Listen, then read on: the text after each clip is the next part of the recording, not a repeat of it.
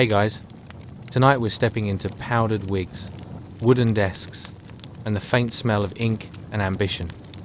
No explosions, no superheroes, just 5 overworked men trying to invent a country from scratch with quills, coffee, and a shared belief that freedom sounded good on paper.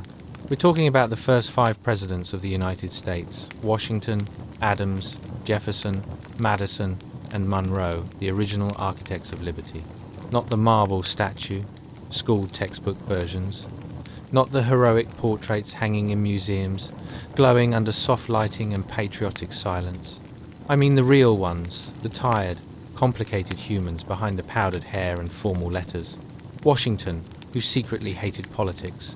Adams, who argued with everyone. Jefferson, who wrote about liberty while living in contradiction. Madison, the quiet genius who built the system's bones.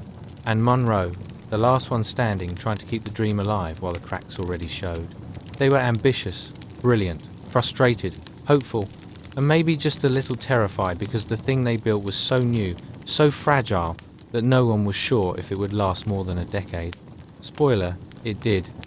But not without a few sleepless nights, a few betrayals, and a lot of awkward cabinet meetings. Before we dive in, go ahead and like the video and subscribe, but only if slow, slightly sarcastic bedtime history is your thing.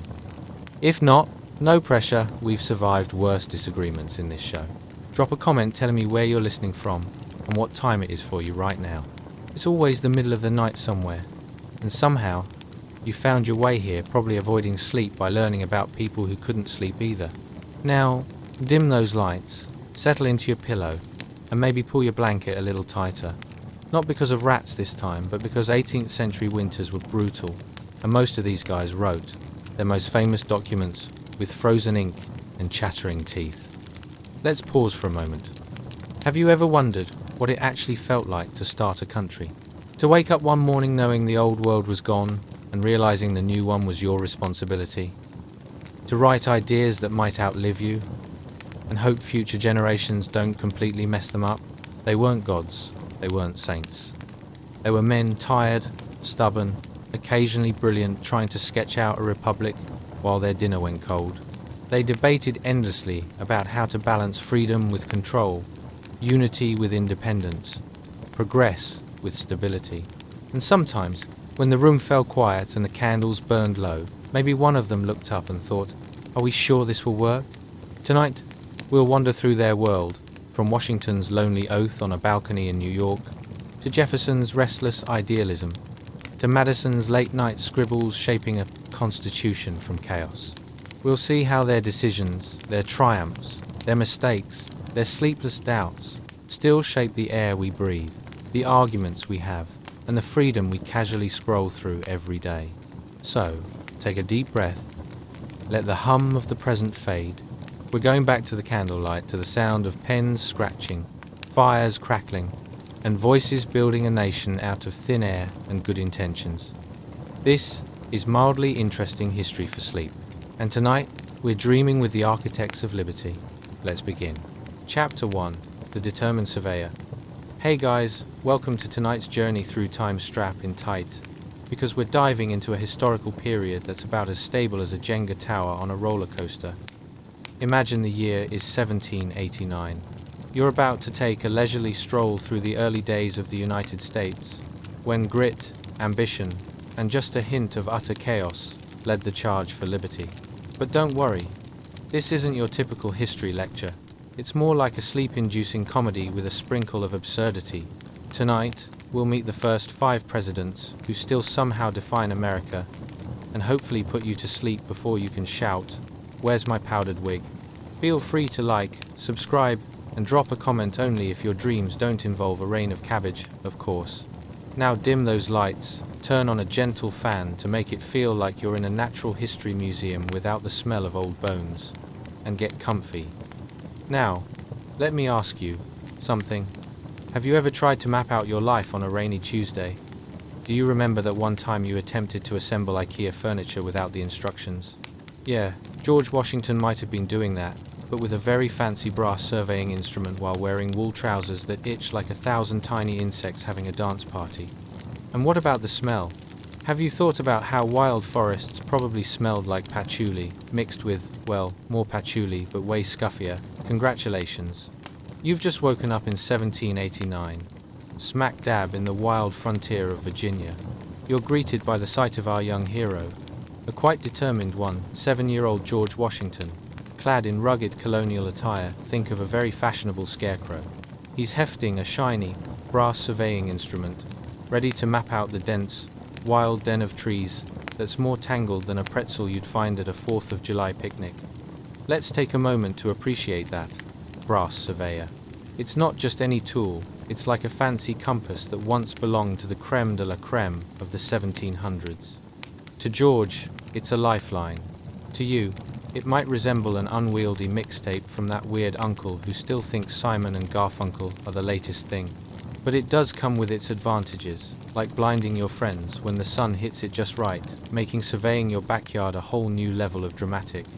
Now, picture our dear George, his sturdy boots, navigating the forest floor, surrounded by trees taller than your dreams of retirement. The leaves rustle like a bad cover band in the background, creating an ambience only slightly less awkward than being at a family reunion. With determination etched onto his youthful features, he's not just surveying land, he's plotting a revolution, but a chill one. As he squints into the vast greenery, you might wonder, does he even have a snack? I mean, can you imagine trying to concentrate on mapping dense forest while your stomach is grumbling like an angry bear? And his only options for a pick-me-up are basically nuts and more nuts. Can you say, energy crisis? I hope for his sake he didn't skimp on the trail mix.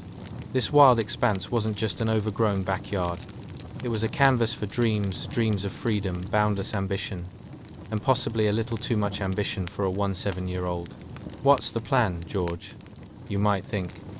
Are you hoping to build a magnificent estate, or merely plotting how to avoid neighborhood children all summer? Ah, the complexities of youth. White-tailed deer dart between the trees, completely oblivious to the historical significance of a young man with a brass instrument who could one day bewail your dinner with the rules of the president. Meanwhile, poor George grapples with the notion that these deer could have been slightly interested in his snack situation as well. A deer suddenly dashes out. Was it a sign from the universe or merely nature, reminding him that he forgot deodorant that day? Priceless moments, really. Now, as he moves along, and his resolve strengthens like a freshly poured cup of coffee, can you hear the whispers of the forest? It's almost as if the trees are gossiping about his grounding. What's this young lad doing? Surveying the land to found a nation, or just trying to find the best route to the nearest tavern? Spoiler, it's definitely the latter. The foliage rustles ominously, almost like it's predicting the chaos that will soon ensue, sticky promises of revolution and fancy wigs exploding like popcorn on a hot plate. It's not long before young George decides that he's officially had enough of branches whipping him in the face and sets his surveying instrument down with all the grace of a moose on roller skates. And there you have it. George Washington, in the wilds of early America, determined, misunderstood, perhaps a bit hangry, embarking on the journey of a lifetime amidst squirrels, deer, and oversized trees. Just remember, while he was out there with his surveying instrument, dreaming big, you're safely snuggled in your bed, free from 1789's wilds and any scuffles with rogue wildlife. And if you think your job is tough, I suggest you don't tell that to young George, or you might end up needing a brass surveying instrument in your own backyard. Now, let's wander deeper into history, shall we? Chapter 2. The Shaky Palisades of Fort Necessity. Hey guys, welcome to our cozy little huddle here in the Let's Make a History lesson, a sleep sesh arena. Tonight, we're milliseconds away from something damp and dismal. The soggy adventure of Fort Necessity in 1754, where our friend, young George Washington, stands tall, but decidedly bedraggled like a soggy crust of bread right before it meets the trash can. Spoiler alert, it's not all finding yourself under a romantic moonlight.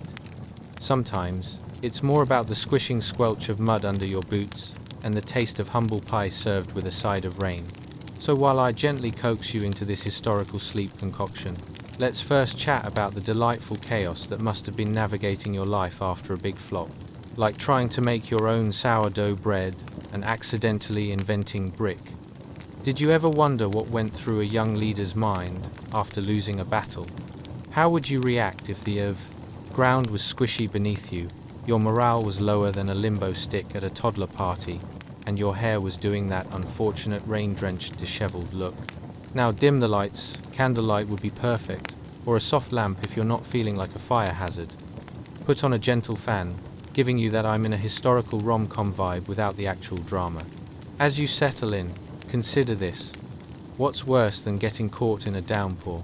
How about a rainstorm at a fort where everyone assumes you, the leader, have it all figured out?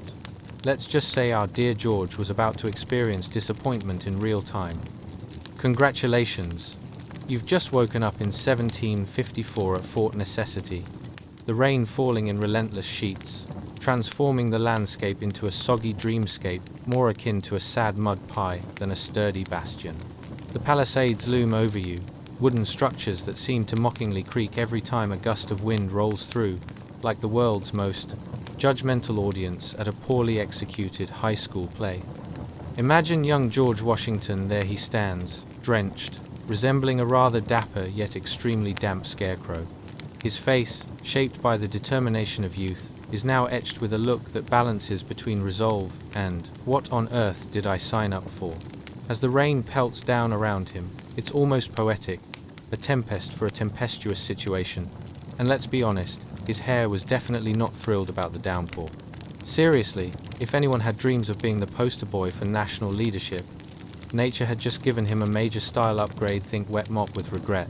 Let's take a moment to soak in that ambience, or should we say, soak, because, honestly, nothing is dry here.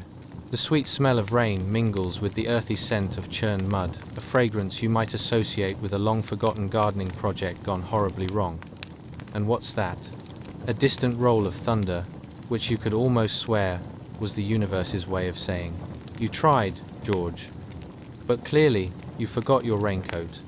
So, what's stirring in the minds of the soldiers here? They're huddled together under flimsy makeshift roofs, exchanging grumbles like disgruntled cats. Did you bring the frying pan? Of course not, it's already in the river. Shouldn't we have brought an umbrella? You mean like the ones made of willow leaves and dreams? Picture it, a soggy band of brothers. Their sharp wit likely the only thing sharper than the daggers of disappointment in their hearts. Let's address one thing. The tea was likely the only thing warming any of them up. And you know how fickle a candle can be when it realizes it's not even part of the top 5 favorite members of the group. Yes, dear listener, if these men had any inkling of how to concoct a decent brew, they would have instantly turned their miserable fort into something resembling a cozy cafe, a soggy fort and tea house, featuring specialties like muddy biographies and rainy day recollections. Now, back to George. He's caught in this dismal moment of doubt, staring at the billowing clouds above as if they held the solutions to all his headaches.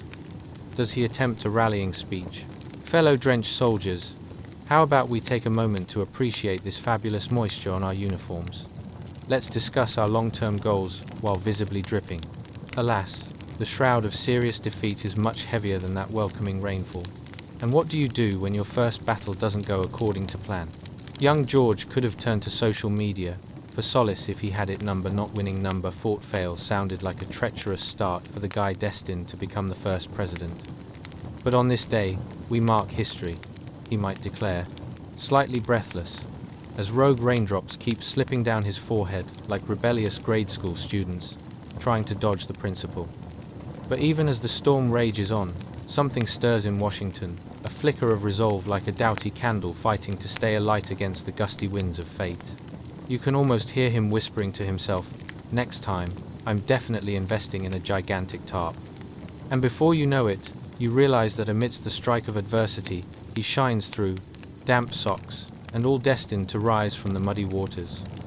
Much like a phoenix, if that phoenix were an overcast cloud of determination, and just a hint of humility mixed with a soggy charisma. So as the rain continues to drip down those palisades, think of dear George. He might be standing at a soggy, lesser-known fort, but deep down, he's dreaming of a nation, one that can thrive despite the rain, much like your hopes for a decent night's sleep, amidst the whispers of history at your back. Now let's float onwards through history. Chapter 3, The Ghosts of Companions. And now, we drift to the quiet after the storms of conquest. The battles have ended, the banners are tattered, and the men who once rode side by side through fire and dust now sit apart, each wearing a crown that gleams just a little too bright under foreign skies. Former companions, now kings. They rule over lands that once were lines on a map, now carved into kingdoms bearing their own names. Ptolemy in Egypt, gazing over the Nile where the horizon shimmers like molten glass. Seleucus, stretching his new empire across deserts and mountains where Greek and Persian whispers mingle in the wind. Antigonus, plotting from the Aegean coast, the old strategist turned monarch. And Lysimachus, whose sword once guarded Alexander himself, now guarding a throne instead. Each one of them, once a brother in arms, each one now a rival in ambition. But sometimes, when the torches burn low and the wine flows long, nostalgia calls them back. In their vast marble courts, these kings recreate the old symposia, the drinking feasts they once shared as young soldiers in Macedonia. The scent of spiced wine drifts through the air. Musicians pluck soft notes from lyres, the melodies trembling like memory. Golden cups are lifted, and libations are poured to the gods, to fortune, to the ghosts of the past. And then come the stories. One by one, they retell the tales of their youth, the reckless charges across rivers swollen with blood and rain, the laughter that echoed in tents beneath strange constellations, the nights when they swore they would never be parted. They speak of Alexander, not the conqueror carved in marble, but the restless boy with wild eyes who could charm an army and terrify the world. The one who could drink, dream, rage, and persuade all in the same breath. The one who made them feel immortal. For a moment, they almost believe he's still among them, that if they turn their heads just right, they might catch a glimpse of him at the far end of the table, smiling that impossible smile, lifting his cup as if to say, "Still with me?" But it's only a shadow, a trick of torchlight, a ghost of brotherhood that can no longer exist. Because they know each man has carried Alexander's vision, but not his soul. They can imitate his rituals, his speeches, his daring.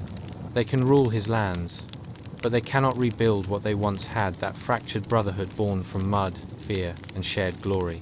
So they pour another libation, as if the wine might fill the empty space between them, as if the sound of the liquid striking the floor could summon back the old magic, as if, for a heartbeat, they could all be companions again, not kings, not conquerors, just boys dreaming of endless horizons. The laughter grows quieter, the fire burns lower, the stories run out of words. Outside, the night stretches endlessly over their empires. Wind drifts across courtyards, and monuments, carrying echoes of hoofbeats long faded. Somewhere, in that endless dark, the spirit of Alexander rides, still not bound to any throne, but chasing dawn after dawn beyond the edge of maps. And as these kings grow old, they chase him still in memory, in ritual, in dreams, their cups empty, their crowns heavy, their friendship, like their master, immortal only in memory. And so, tonight, as they drink to the past, to youth, to glory, to the dust they all came from, let us drink with them. Let us remember that even the greatest friendships, when stretched across time and ambition, become stories told softly to the night. Close your eyes. Hear the fading laughter of forgotten kings, and let the ancient wine of memory carry you gently into sleep. Chapter 4: Washington's Wild Ride. Hey guys, welcome back to our cozy history nook, where tonight's episode is hotter than a cheese fry at a state fair in July. We're jumping into the tumultuous and ever so slightly chaotic world of George Washington, the only guy who could literally turn a battlefield mud puddle into a national symbol of resilience. Trust me, if you thought navigating a Monday morning meeting was intense, just wait until you wander amidst the clamor of troops, panicking in the face of British cannons and their not-so-charming attempts at urban planning. As we embark on this historical journey, I invite you, dear listener, to like, subscribe, and comment only if you actually enjoy this, of course. Just think of it as a way to show that you find history slightly less boring than staring at your indoor plants, waiting for them to come to life and start talking. Now, dim those lights. If you have one of those fancy aromatherapy diffusers, crank it up to, odor slightly overcooked chicken, and get comfortable. Imagine yourself back in a time when emails hadn't been invented, and the most intense message anyone would receive was a Morse code signal in the distance, or a letter delivered by a horse that was regrettably not as reliable as your local postal service. Let's ponder the whimsical moments in George Washington's life, like how many times he stood still long enough to think, why did I think rallying a bunch of hyperventilating troops was a good idea? Has he ever thought about switching careers to basket weaving, or perhaps flower arranging? After all, back then, those were safer bets than leading an army made up of men who were almost as afraid of British troops as they were of the thought of rustling up dinner without a working stove. Congratulations! You've just woken up in 1789, right in the middle of a chaotic battlefield. It smells like smoke mixed with a hint of fear, and perhaps last week's unwashed laundry. You blink your eyes open, and the sight that greets you is nothing short of a scene from a poorly scripted action movie. There's George Washington on horseback, looking like a valiant hero trapped in a cartoonish drama, completely adjusting his hat as if it might bring him some cosmic wisdom for the madness unfolding around him. Bullets whiz by like errant fireflies at a summer wedding, and you can hear the cries of his troops rising in the air. What do we do? I'm pretty sure I left my lunch back at the camp. Does anyone know how to handle a British invasion without a Yelp review? The atmosphere crackles with tension and confusion, almost like an overzealous sitcom with a laugh track that accidentally fell into a dumpster of despair. You trot alongside Washington, who's just realized that his grand plan to rally the troops through a motivational speech might need a little tweak. Fellow patriots, he bellows, though it's more of a shout than the booming voice of a historical figure should possess. We shall fight for liberty, and just like that, you can almost hear someone in the back muttering, "Liberty is great, but I wish we had more donuts." As cannonballs explode in the distance, George shifts nervously in the saddle. The horse, perhaps sensing the overwhelming chaos, snorts like it's 3 cups of coffee deep, and you can't help but feel that this horse could probably use a hug too. Seriously, how does one manage to look dignified while surrounded by half-frazzled soldiers ducking for cover? The smell of gunpowder wafts through the air, reminding you of that burnt popcorn you once made in college, smoky, unsettling, and definitely not conducive to a peaceful state of mind. Your heart starts racing faster than a runner trying to catch the last slice of pizza at a party.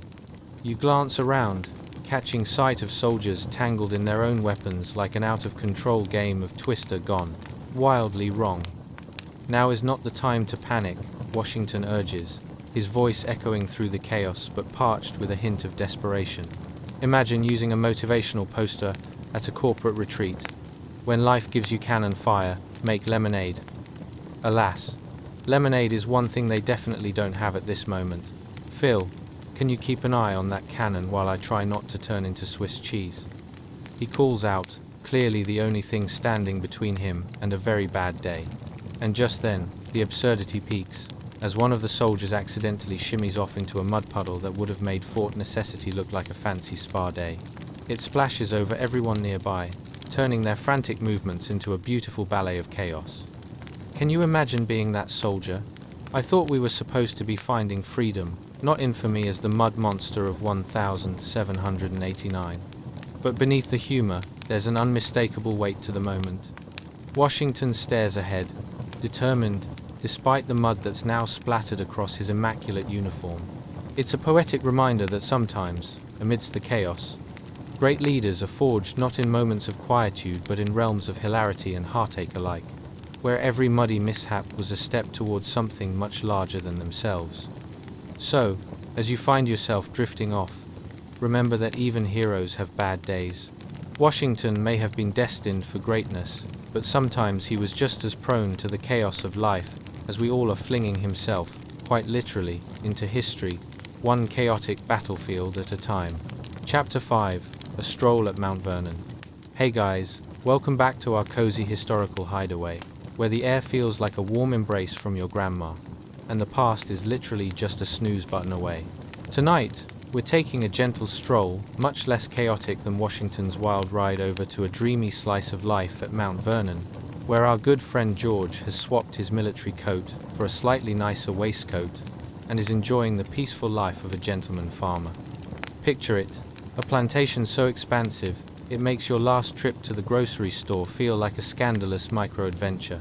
But before we tiptoe into the lush greenery of 1000, 789, and float down the Potomac like a lazy duck in a tub of mashed potatoes, I've got some questions for you. Have you ever thought about what it's like to manage a grand estate without modern amenities like Wi-Fi or takeout menus? Or do you ever wonder how one might accidentally host a runaway pig contest after a few too many apple ciders? If you thought organizing a backyard barbecue was tough, just wait until you hear about the rural partying of the late 18th century. So, dim those lights, fluff your pillows, and imagine driftwood lines along a winding river. The taste of history coming alive, like your favorite comfort food. Take a deep breath, and let the sweet scent of freedom and freshly churned butter fill your senses.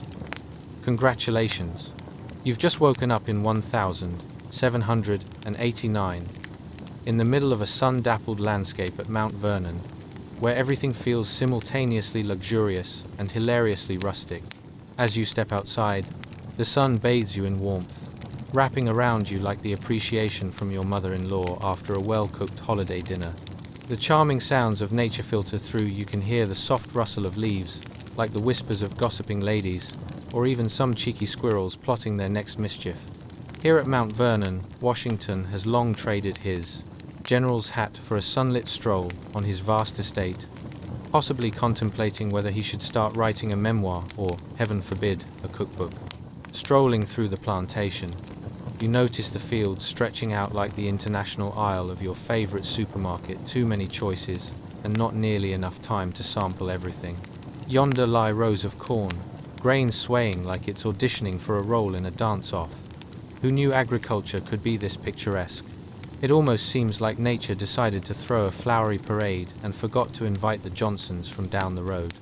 As you take in the vibrant scenery, it strikes you that managing such an estate required a level of coordination usually reserved for a three-ring circus. Washington is not just growing crops, he's like an overachieving parent at a bake sale trying to ensure his pie recipe wins blue ribbons in every category. Or, perhaps he's secretly mediated a long-standing feud between his fields and farming neighbors, like they were negotiating for best sports teams on the local leagues. You grow the corn, I'll take the beans. We'll call it a deal as long as my pumpkins can borrow your fertilizer, no questions asked. Suddenly, there's a commotion as you spot George surveying his land, hands on his hips like a mildly bemused superhero. It's as if he's conducting an invisible orchestra, perhaps directing the peasants commissioned to do needed labor or interacting with the animals, debating which sheep would make more appealing fleece. That one, too much attitude. The other one looks like a vacation waiting to happen. But the unfolding drama is not wholly in his favor. Nearby, a goat cheekily breaks free from its tether, creating a ruckus reminiscent of a toddler refusing to leave the candy aisle of a supermarket. You can almost hear the exasperated sigh from George as he mutters, "Why can't they just be still for 1 second? I can deal with revolutionaries, but livestock just doesn't get it. Next time, I'm bringing snacks." As Washington attempts to regain control of his backyard rambunctiousness, it hits you, this was not all peaches and cream. While he was busy defending liberty, he might as well have been defending a realm of unpredictable livestock. Can you imagine trying to send out a diplomatic envoy while simultaneously coaxing a rogue chicken back to the coop? You'd think that feathered friend had a bigger agenda than world politics. With the sun dipping low in the sky, casting a golden hue that could only be described as Instagram filter envy, you stroll over to the Potomac River, lapping quietly at the edges of the estate. Here, George can take a break from running a fledgling nation, possibly planning his next move like a chess master, only instead of bishops and knights, he's deploying corn and some rather lively fowl. But as it turns out, the challenges of governance didn't fizzle away when, heading home, with every sip of whiskey, you get the impression George is lamenting not just independence but possibly the lack of a good pizza delivery service. How grand it would be to have the simplicity of a menu instead of a whole constitution to draft. You picture him earnestly trying to convince his aides that, perhaps, the way forward was not through treaties but through a bountiful banquet of fresh pastries instead. And just like that, as the sun sinks behind the horizon, you realize that being the father of his country was as charmingly absurd as it was serious. So as you close your eyes and drift off, Remember this slice of history, that even the great liberal statesmen might one day ponder the difficulties inherent in cow motivation over constitutional debates. Because if there's one truth we can all agree on, it's that raising livestock and a fledgling nation can often lead to hilarious misadventures. And frankly, sometimes it's the goats, not the glory, that add the real flavor to life. Chapter 6: The Candlelit Conundrum. Hey guys, grab your coziest blanket and dim those lights, because tonight we're stepping into a chamber more somber than your uncle's poker face after losing to your 7-year-old niece. It's 1789, and we're about to join George Washington as he hosts an intimate little soiree, only instead of canapes and soft jazz, the menu features British taxes and political tensions.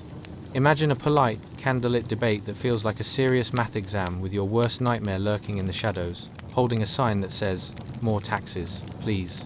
Now, have you ever wondered what the Founding Fathers discussed over tea, aside from their mutual disdain for overly tight waistcoats? Did they complain about their powdered wigs getting in their eyes? Or perhaps they compared notes on the best methods for resisting British taxation, while secretly eyeing the last scone on the table? What's it like to be confronted with stern faces discussing freedom while you're just trying to figure out what to do with yesterday's leftovers? Yes, the struggles of early American politics were as relatable as misplacing your keys while leaving the house. Congratulations. You've just woken up in a chilly apartment adorned with flickering candlelight in a cozy chamber that smells faintly of cedar wood and, beyond that, the unmistakable whiff of anxiety. As you blink and gather your bearings, you realize you're surrounded by gentlemen dressed as if they were attempting to win a 1,780 seconds version of a fashion contest. Nothing screams serious political debate like embroidered waistcoats and unruly powdered wigs. The room is alive, filled with the kind of tension that could be sliced with a ruler and served with a side of awkward. Date night takes a whole new meaning when your idea of fun is discussing whether it's worth getting taxed on your morning tea. Picture Washington pacing like a lion with an itch, while breathing deep, as if he's pondering the very fabric of freedom only to be interrupted by Adams, passionately defending the rights of the colonists, waving his arms like a windmill on coffee. As you lean against the wall, letting the gravitas of the moment settle in, the chatter dusts your ear with phrases like, "No taxation without representation." And also, did you see the new scandal involving the local tavern's ale? The way they vocalize their thoughts seems almost theatrical, a scene taken straight from an avant-garde play entitled, The Overwrought Debate Over Taxes. Spoiler alert, this show has no fireworks, but all the drama. Now let's set the stage. The air is thick with the scent of candle wax, smoke curling upward like the remnants of the last argument about freedom. It's a classic scenario. Gather the brightest minds in the room, then challenge them to resolve an existential crisis while already considering dinner options. Not exactly a mood-lighting idea. A light flickers, casting shadows on the faces strained with intellectual endeavor. It's like watching a reality show where the stakes are freedom and perhaps even a new dinner menu plan. You can see Washington at the head of the table, his demeanor a blend of determined statesman and mildly bemused fireman. It's as if he's trying to extinguish the flames of rebellion erupting from his fellow founders while keeping his own sense of humor intact. He leans on the table in earnest. "Gentlemen, we have the chance to guide this nation, but shouldn't we also address the real emergency?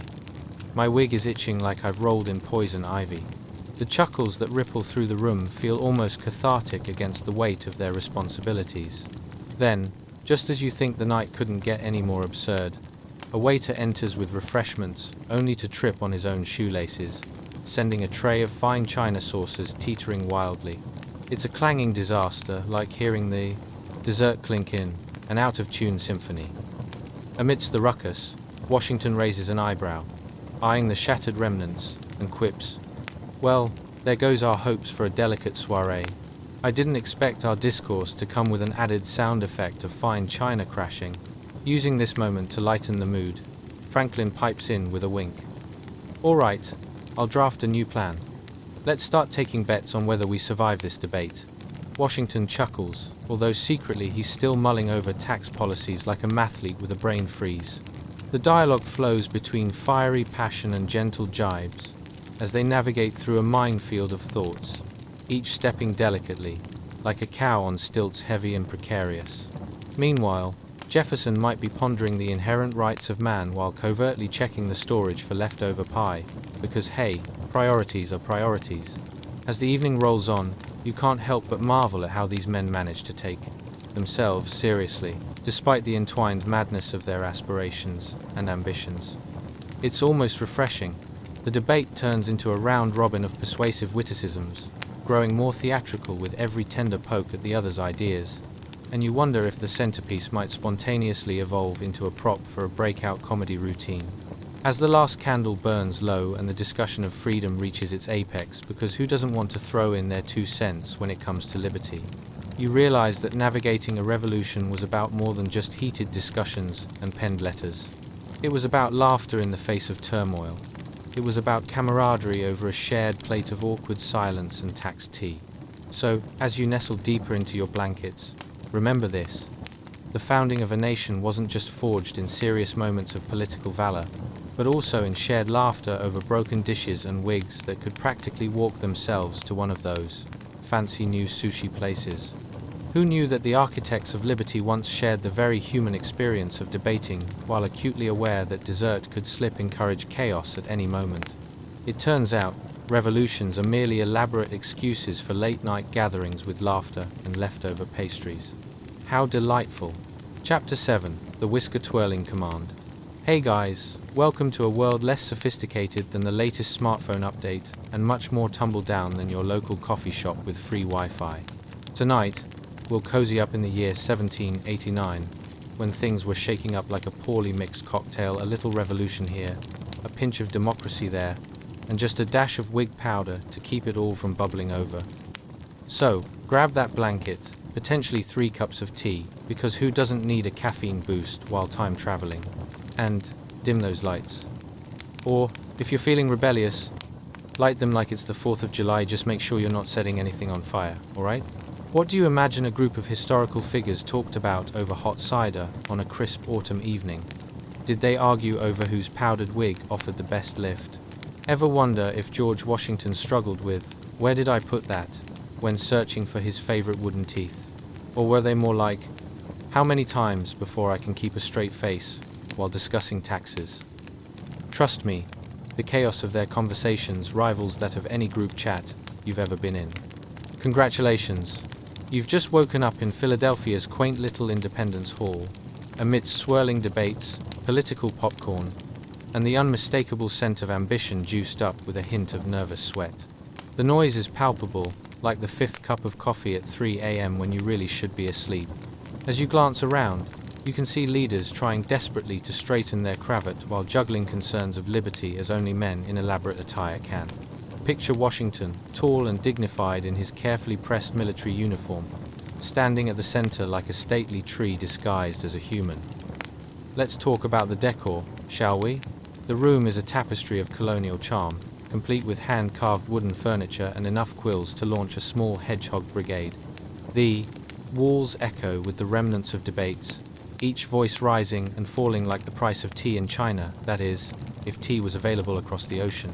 You can almost hear the whispers of "no taxation without representation," as if they were the trendy catchphrase of a currently popular podcast. Now, dear listener, we bid farewell to the cozy and step into the realms of mildly chaotic governance. Imagine Washington, towering like a one-man mountain, accepting command of the Continental Army, while trying not to think about how the weight of their decisions rivaled his own massive wig. Because, let's be real, whatever you're grappling with in life, it doesn't compare to leading an army that had once been just a group of disgruntled tea drinkers. That's a significant promotion. And speaking of promotions, meanwhile, John Adams can be spotted off to the side, shooting looks at Washington that say, "You've got this, right?" Imagine Adams pacing with an enthusiasm, usually reserved for a kid before a birthday party, bartering for the perfect strategy over a known amount of nothing. We need representation. But also, what's the deal with wigs? There you are, a silent observer in this historical circus, wondering if cold drafts were customary, or if the founding fathers somehow underwent centuries of preparation for public speaking involving freezing temperatures, The cacophony around you becomes richer with each exaggerated hand gesture. And just as you think it can't get any more entertaining, Thomas Jefferson leaps in, adjusting his spectacles, like he just heard the best joke of the evening, even if the joke was simply something about how many people it takes to decide on tax cuts. Papers rustle under the weight of pens, a sea of ink and ambition, competing fiercely with the literal smell of perspiration. There's tension thick enough to slice, like a good cheese on a Sunday afternoon when nothing else is available. Washington speaks, his voice calm yet powerful, like the first sip of morning coffee. Gentlemen, it appears my hair is more immovable than my will to serve. One gentle push, and the whole meeting could spiral out of control. Would John Hancock make a show of flamboyant signatures, accidentally signing the tax document in a flourish that would have left even famed calligraphy instructors scratching their heads? Or might they quibble over who wore the title of First Patriot, with the same fervor as high schoolers debating pop royalty? And here you are, a fly on the wall as hilarity and seriousness mesh together like an odd smoothie. On one hand, you're relishing tales of liberty while resisting the urge to burst into applause at their audacity. Imagine the possibilities, a room full of honorable gentlemen enthusiastically arguing that owning their mountain of wigs should be a fundamental right. If I can't wear my hair tall, how can I ever truly be free? While the political intrigue heightens, distractions flicker in and out like a servant carrying a tray out of sheer clumsiness when it could have been a meme moment. The entire assembly gasps, like they've just seen a puppy equipped with a wig of its own. And Washington, being the epitome of poise, simply looks at the chaos and absolutely knows he's going to use this at his next barbecue as the ultimate opener. As the sun drifts down, lighting the room in golden hues, you realize that each founding father, in his own delightful absurdity, possesses the burden of crafting a nation one awkward encounter at a time. It's a perfectly picturesque hallmark moment, wrapped in a haze of sour ambition and a sprinkle of unprocessed egos. The dream of America forms right here, in this candlelit chaos, where wits are sharpened like the daggers hiding in those meticulously tailored jackets. So, as you catch your breath amid the echoing laughter and debate, let it wash over you like a gentle tide. Remember, the struggle for liberty was played out in candlelit rooms, with the kind of camaraderie that comes from navigating geopolitical crises and broken china while dumbstruck with laughter. In moments like these, revolutions aren't simply important, they're downright hilarious. Now go ahead, chuckle into your pillow, and embrace the knowledge that even intensifying political dilemmas sometimes come with a side of historical giggles. Chapter 8. The Long Winter's Grit. Hey guys, tonight, we're stepping into a winter scene that's colder than an awkward first date in a freezer aisle. Welcome to 1789, a time when people were wrapped up tighter than you at a family gathering, what with all those coats, cloaks, and extremely fashionable layers of wool. Picture yourself trudging through snow deeper than your to-do list, and smelling less like a cozy fire and more like a group hug gone wrong in a barn. So snuggle into that blanket, maybe grab a hot drink that won't end in your lap, and let's dig into this historical snow globe. Now, let's be honest, have you ever wondered what soldiers fought with more courage or the ability to tolerate terrible weather? Do you think they were running a silent competition over whose frozen toes could withstand the coldest temperatures? Or perhaps they were pondering life's great mysteries, like how to make soup without a pot and what kind of hair oil worked best in a blizzard? Did they stockpile hay not just for warmth, but to use as extra pillows, trading quips about how they were living the camp life deluxe experience? Congratulations, you've just woken up in a frostbitten camp at Valley Forge. Look around, it's like a winter wonderland, if the snowmen were actually tired men huddling around pitiful little fires attempting to keep their spirits high. Unfortunately, this is not a charming holiday card but a sleep-deprived reality check. Here, the temperatures may be cold enough to freeze your snacks, but not your determination. The faint glow of flickering flames barely penetrates the thick, white fog that seems to blanket everything like festive depression. The air is crisp in a way that makes every breath feel like you've just sipped a slushy drink too quickly. You hear the sound of fabric shuffling as ragged men, faces weathered by both cold and toil, huddle together like penguins trying to tell each other jokes in a blizzard. There, Uniforms are cobbled together from memories of bravery and whatever they could find in the donation box. They don't have the luxury of dry cleaning after all. As you step closer, the enticing aroma wafts through the air, smells like roasted disappointment, with a side of, we'll take what we can get. Look out there on one side. A group of men is fashioning what might pass for a gourmet dinner, if you squint hard enough at the charred bits of whatever today's ration might be. Imagine them cheerfully declaring, "Behold, the culinary delight of roasted shoe leather." Who knew? Flavor of the day could be quite so literal. And, across from them, another squad is attempting to fashion heat-resistant mittens out of old rags, with limited success. They must be considering whether it's smarter to brave the cold, or just fashion a cozy fire out of their enthusiasm. Spoiler alert, enthusiasm doesn't burn well. Winter nights drag on as time seems to melt, much like those unfortunate puddles of snow that dissolve under the slightest hint of sunlight. Between the sporadic gusts of wind that swoosh through like an over-enthusiastic cheerleader, you overhear snippets of conversation, punctuated with laughter. Yes, even in the icy depths of despair, there's humor, a unique brand of levity, like a punchline desperately trying to escape the dreariness. Hey, did you hear about the guy who tried to iron his uniform using the campfire? He calls it smoke-influenced fashion. Thing is, I think he's just been left out in the cold for too long. The crackle of laughter nearly warms your heart more than the fire burns. But amidst the jokes, the resilience shines through. Think for a moment about huddling around your heating vent, each of you trying not to look like the lost puppy on Christmas morning. In this ragtag army, solidarity grows even stronger than the snow flurries whipping around them. It's less about fighting injustice and more about enduring shared hardships, like living in a glorified outdoor freezer dressed in a sheer layer of absolutely nothing comfortable. As days turn into weeks, the winter stretches out like a stubborn cat refusing to get off your keyboard. Soldiers hit upon strange ways to entertain themselves. Ever tried making snowballs? Imagine these guys perfecting the art of snowball warfare. Current mission: engage target frostbite. They'd be exchanging tips and tricks, as if holds the key to revolutionizing battlefield tactics. Aim low to avoid the icicles. Plus, they're much easier to catch in the face. Sounds like something we could see on a YouTube fail channel today. You catch sight of a figure in front of you, who else but the stoic George Washington, towering like a wool-wrapped colossus. As he stares at the mess of tents and men before him, he scratches his head thoughtfully. "Gentlemen," he declares, "this winter is colder than my mother-in-law's stare. But I assume we are all in this for the long haul." Cue the chuckles, as men who have faced down cannonballs attempt to conceal their laughter while also trying to maintain a facade of discipline.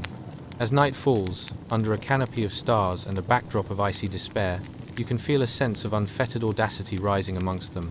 The fires flicker against their faces, illuminating hopes and dreams that might not yet be tangible but are certainly present. Each ready smile wearing beneath a cusp of frost proves that even when things seem miserable, laughter and dreams cling tighter, refusing to be left behind even in the longest winter. So, as you snuggle deeper into your blankets tonight, may you take with you a sliver of that extraordinary strength from our frostbitten friends, wrapped in wool, camaraderie, and an absurd sense of humor. And remember, if they can thrive amidst such hardships, you too can tackle that mountain of laundry, ready to eat you alive. Just maybe not while wearing frozen socks. Chapter 9: The Icy Ambush. Hey guys, tonight, we're setting sail on a river adventure that's colder than a frozen burrito left too long in the back of the freezer. Picture this: it's the 25th of December 1776, and George Washington is leading a ragtag group of Continental soldiers across the frigid waters of the Delaware River, ready for the most audacious surprise attack the world has ever seen. You might want to grab a warm drink, because trust me, things are about to get chillier than your cousin's personality at family gatherings. Now, take a moment to imagine just how chaotic this expedition must have been. Have you ever tried to assemble a piece of IKEA furniture in the dark, all while a snowstorm is raging outside? Or maybe you've experienced the joy of embarking on a road trip without checking the weather app? You know, the moments that leave you wondering if you're destined for a glorious victory or just a massive, blistering shout of "Why did I think this was a good idea?" As we prepare for this journey with Washington, questions swirl around in your mind. Was General Washington the original, bring snacks for the road, kind of leader? Did he check if everyone had their boots on before they waded through the icy waters? Or did he smile and think, how's that no sock left behind campaign going, gentlemen? While stepping casually onto one of those glorified dinghies that probably looked more like leaky bathtubs than seafaring vessels. Congratulations! You've just woken up on this historically frigid night. You're standing knee-deep in snow, and your nose is already feeling that delightful sting of frostbite. The wind howls like a tired cat who'd prefer a nap instead of the drama unfolding at your feet.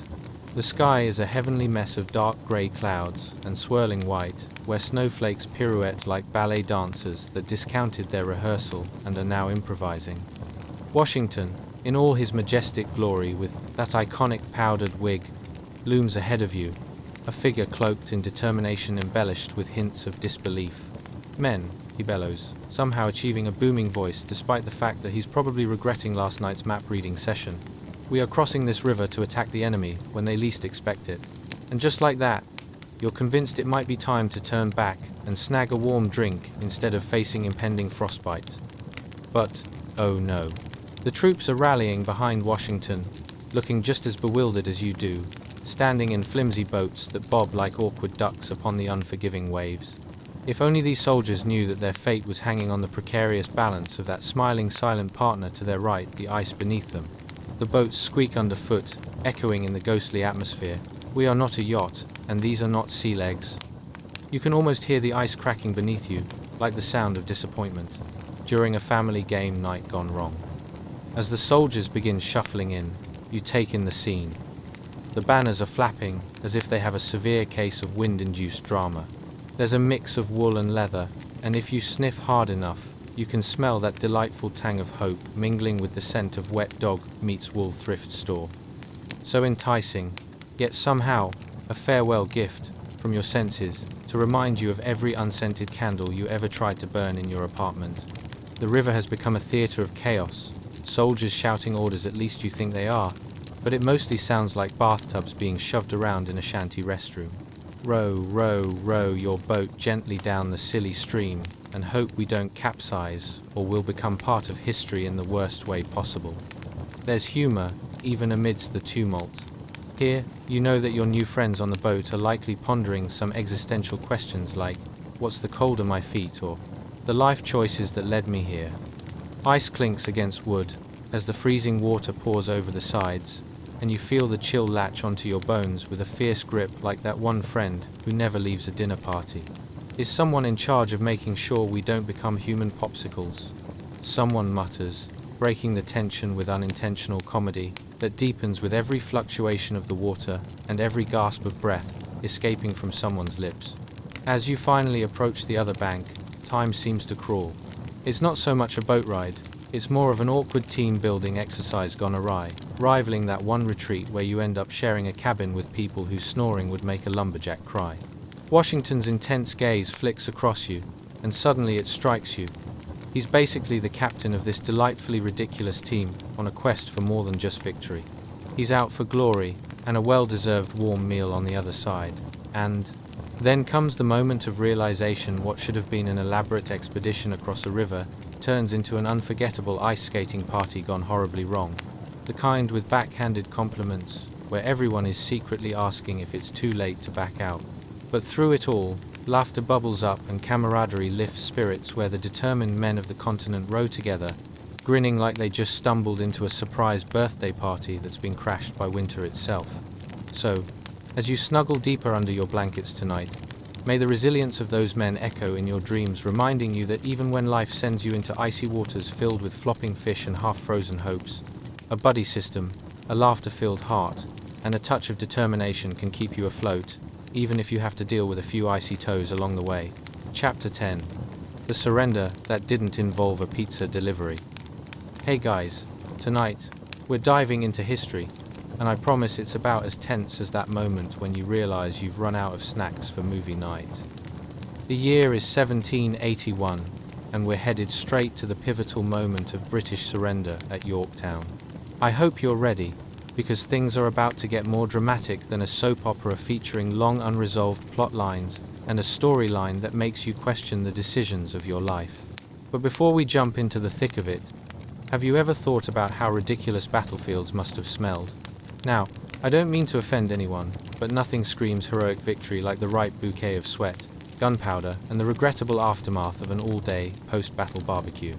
And while you're imagining the olfactory nightmare, ask yourself, did anyone own a decent deodorant back in the 18th century?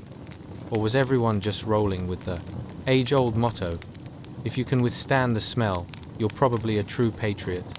And let's not forget the potential of mishaps and mix-ups. Did Washington ever think, maybe I should have hired a professional flag semaphore team instead of this ragtag bunch of yellers?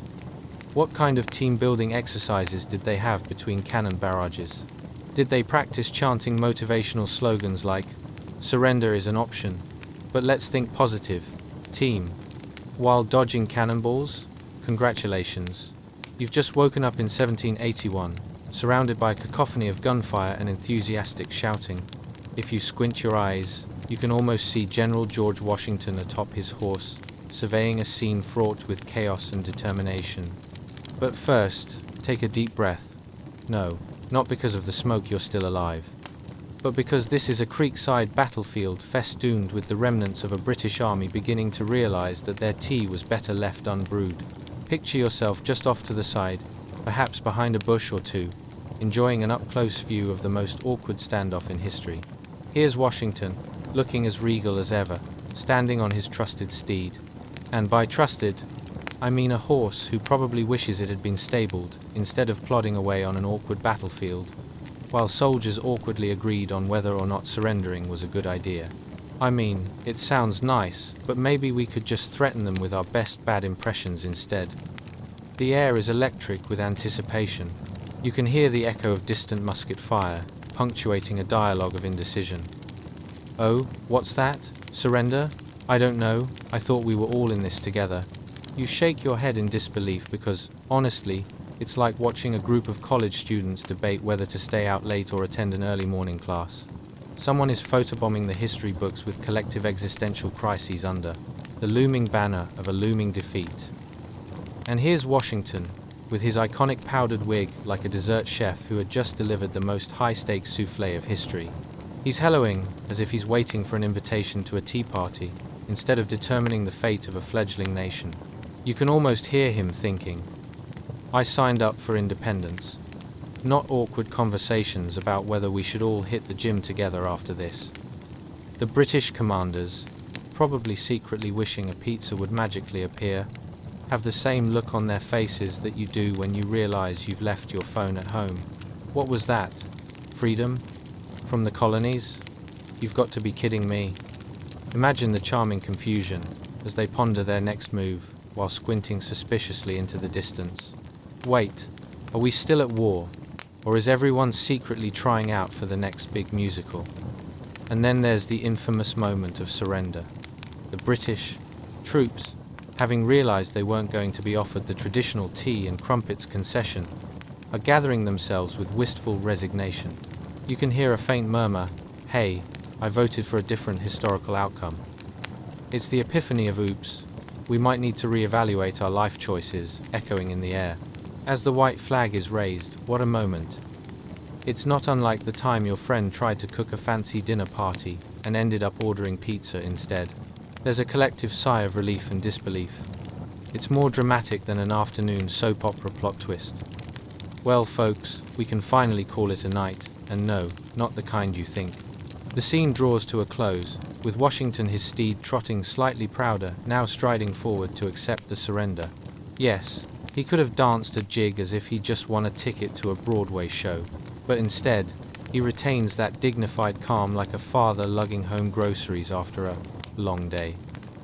Outside, freedom rings. Inside, a hearty sense of camaraderie prevails, all while historians are scratching their heads, smiling at how exactly a bunch of underdogs just accomplished what many thought was impossible. So here's the twist. Just like that, you're witnessing the birth of a nation in this overlapping swirl of chaos and triumph, where the frail line between victory and casserole disaster is drawn on a battlefield. And remember, as you pull your blanket a little closer tonight, even amid the most chaotic scenes of your life. Laughter and a touch of whimsy can redefine your journey, especially when you didn't expect surrender to be on the menu tonight either. Sleep well, knowing everything is a little less chaotic, under the comforting embrace of freedom and freshly baked dreams. Chapter 11. The Great Commission Handoff. Hey guys, tonight, we find ourselves in a moment that's as solemn and heavy as your dog, after a day at the park, utterly exhausted, yet yearning for just one more game of fetch. Imagine it, the year is 1783, and we're in a world where the powdered wigs are more prevalent than Wi-Fi signals. It's the early Republic period of the United States, where everything is so new that it still has that fresh out-of-the-box smell. If only one could bottle it and sell it instead of dealing with pesky historical details. Before we dive into this earnest second act of our nation's screenplay, have you ever found yourself trying to explain why you don't want to be the president of your neighborhood association? Or asked a group of friends to pick a restaurant, only to have them all stare at you like you've just suggested sushi on a Tuesday? What about that tension-filled moment watching a friend choose whether or not to post their most cringe-worthy dance video? Let's just say, humility isn't always the first choice in those situations, much like Washington's decision to step down after the Revolutionary War. So, dim the lights, pretend your pet is a loyal field officer, and get comfortable. This is going to be a ride more uplifting than your coffee on a Monday morning. Congratulations. You've just woken up in 1789, a world filled with revolutionary fervor and a new government that feels like a toddler trying to ride a tricycle for the first time. Everything is shaky, wobbly, and nobody knows exactly how it's going to turn out. You might want to hold on tight. It's easy to get seasick on this tumultuous political journey. Now, let's talk about the room where it all goes down. It's a meeting hall in New York City, the bustling center of the freshly minted United States. Here's George Washington, in full military regalia that looks more like the world's fanciest Halloween costume, standing in front of a giddy Congress. Can you even imagine how those Congress members felt? It's like they were in a room filled with celebrities, but this time, they had to pay their respects. Which prompts the question, had anyone ever tried to get Washington to wear something more casual? Maybe a nice pair of trousers and a comfy sweater? As the attendees settle down, the room buzzes with anticipation. The air is thick with a mix of cologne and fear. How do you respond when your commander-in-chief suddenly holds a leaving party when your favorite pizza place just closed? As Washington steps forward, the crowd can practically hear their imaginations racing. Is he really going to hand in his commission? Won't he see how perfect he'd look on Mount Rushmore, or at least get a decent hammock and call it a day? Washington, with all the grace of someone trying to rise gracefully from a beanbag chair, takes a deep breath. You can see his posture rigid, like he's practicing for a board meeting, where he stumbled blindly into the bring your own chair moment. His expression is a mix of solemnity and a pinch of relief, as if he's just realized that he has finally survived a very long game of Monopoly. With a slight tremor in his hands, he steps up to Congress, officially handing over his commission. Can you imagine that moment? Someone is essentially saying, thanks, but no thanks, to the fancy title, and more importantly, the salary that comes with it. It's as absurd as someone declining a free donut at a Saturday morning meeting. Are you sure? Just one? You'd have to really want to stay humble for this. The room goes silent, punctuated only by nervous coughs and the rustling of papers. As he speaks, Washington transports everyone into a solemn narrative that's as captivating as your favorite Netflix drama, but with fewer plot twists and more references to liberty and virtue. I've done my part. Now it's time for someone else to take the wheel, he says, channeling every exasperated parent trying to give driving lessons to a teenager on the brink of obtaining their license. And let's take a moment to appreciate the actual act of handing over a commission. Washington essentially hands them a paper that symbolizes more than just a sign-off. It's like handing over the remote control to an ever-competitive TV family when they can't agree which program to watch. Good luck with this, and may the odds be ever in your favor. What followed was an eruption of applause. Your typical historic version of parents showing up to their kids' school play clapping with a mix of pride and disbelief at what they had just seen. The moment was so poignant, it could have easily been mistaken for a Hallmark movie waiting to happen. If only the drama were that simple. But alas, history doesn't work like that. With this handover, Washington sparks what would become one of the most iconic traditions in American political history, the peaceful transition of power. But in contemporary terms, it feels a tad more like trying to relay a complex recipe to a 1-2-year-old, only to discover they completely forgot the most important ingredients such as, democracy. As the vibrations of celebration and solemnity roll through the chamber, Washington turns to leave, already looking as if he could use a long nap or perhaps a comforting mug of herbal tea. After all of this, performing historical versions of which we're still watching in 2023, who could blame him for wanting a cozy blanket and a quiet evening? Remember, even the most remarkable figures sometimes just want to be human and maybe even stay in their pajamas all day. So tuck yourself in tightly tonight, for while great leaders make momentous decisions, it's the little humbling moments we still feel shifting from bold aspirations to comfy retirements that hold the keys to our stories. Sleep well, dream of those moments, and maybe keep an eye open for those unexpected donut offers, because they might just be hiding in the pages of your own personal history waiting for you to finally accept. Chapter 12.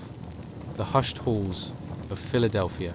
Hey guys, tonight we find ourselves at a moment so monumental that if it were a movie, it'd be an epic saga about, wait for it, writing a grocery list. Yes, indeed. Welcome to 1787, a time when the founding fathers were crafting something even more ambitious than that alarming list of kitchen necessities. Picture it. A grand room in Philadelphia, bathed in sunlight, filled with delegates debating, and presided over by the calm, imposing figure of George Washington. Seriously, he was the human equivalent of a Jedi master without the lightsaber. Now, let's set the mood. Imagine the air thick with the smell of old parchment mixed with a hint of sweat from all those powdered wigs. Wouldn't it be a funny sight?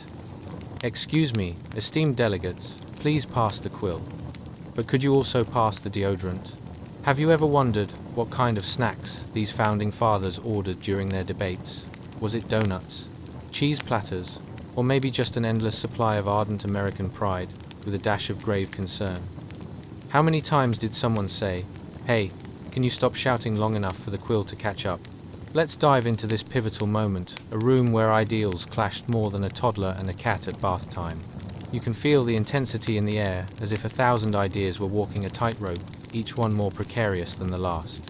As delegates shuffle in, you can almost hear the whispered debates: should we adopt a Bill of Rights? Is 2 ounces of powdered wig powder enough for a meeting? Oh, we can't forget, who's bringing the biscuits? Congratulations. You've just tumbled into the Great Hall of Philadelphia, 1787, where the fate of a nation hangs in the balance like a poorly constructed blanket fort. In this room, delegates are bustling about, looking like confused squirrels trying to gather nuts for winter but ending up staring blankly at each other instead. It's like a tense episode of Survivor, but instead of a tropical island, it's a room filled with philosophical conundrums and goose quills. As Washington presides over this assemblage of intellectuals, he stands there, ever so dignified, possibly still thinking about that last piece of cherry pie he had at lunch. Should have taken notes, he muses. But then again, who could blame him for daydreaming when he's watching what can only be described as the world's slowest game of hot potato around the Constitution? You'd need a snack, too, after hours of so much abstract thinking. And let's be honest, these aren't just any delegates. They're the original brainiacs of their age, each more dauntingly verbose than your uncle trying to recount his fishing trip. There's Hamilton, enthusiastically waving his hands, as if he's conducting a symphony of democracy.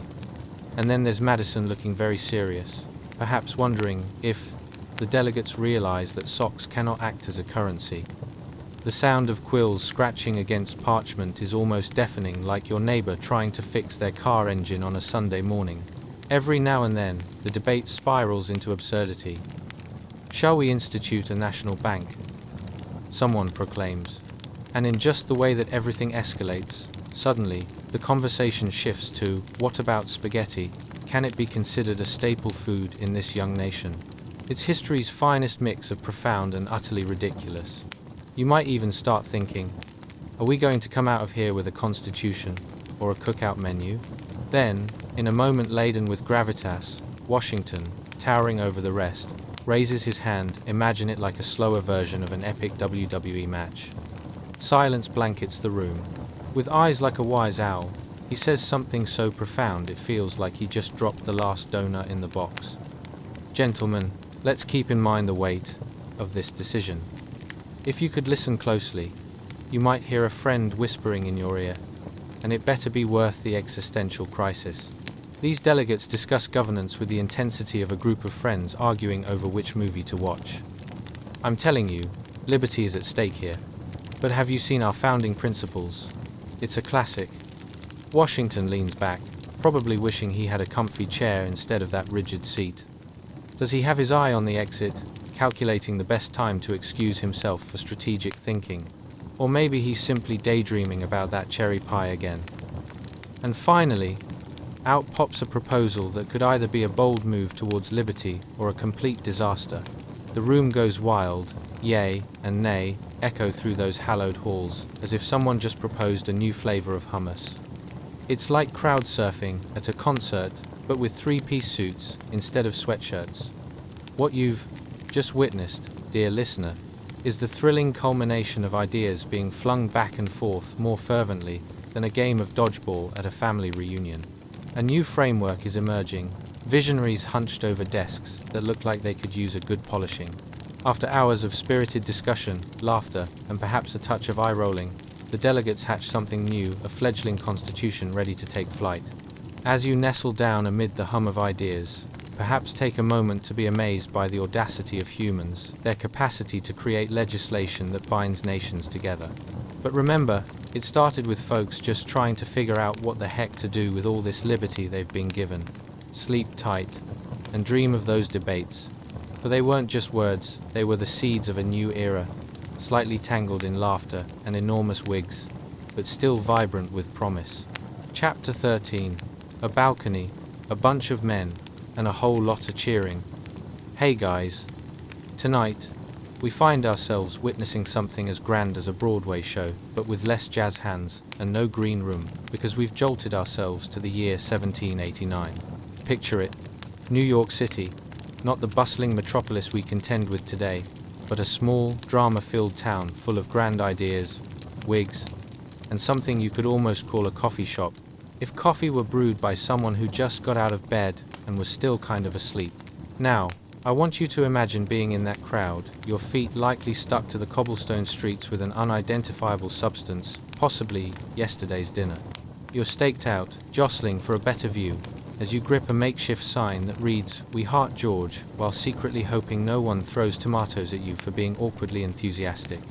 What fashion choices were you making back then, you might wonder? Did they have joggers in 1789? Spoiler alert, it was wigs. Lots and lots of wigs. So, let's set the scene, shall we? Right in front of you stands George Washington, our soon-to-be commander-in-chief, gazing out from a balcony like he's just won the front row seat at the world's most exclusive ticketed event, the oath of office. It's like that moment every Instagram influencer dreams of, just without the filters, hashtags, or oddly placed avocado toast.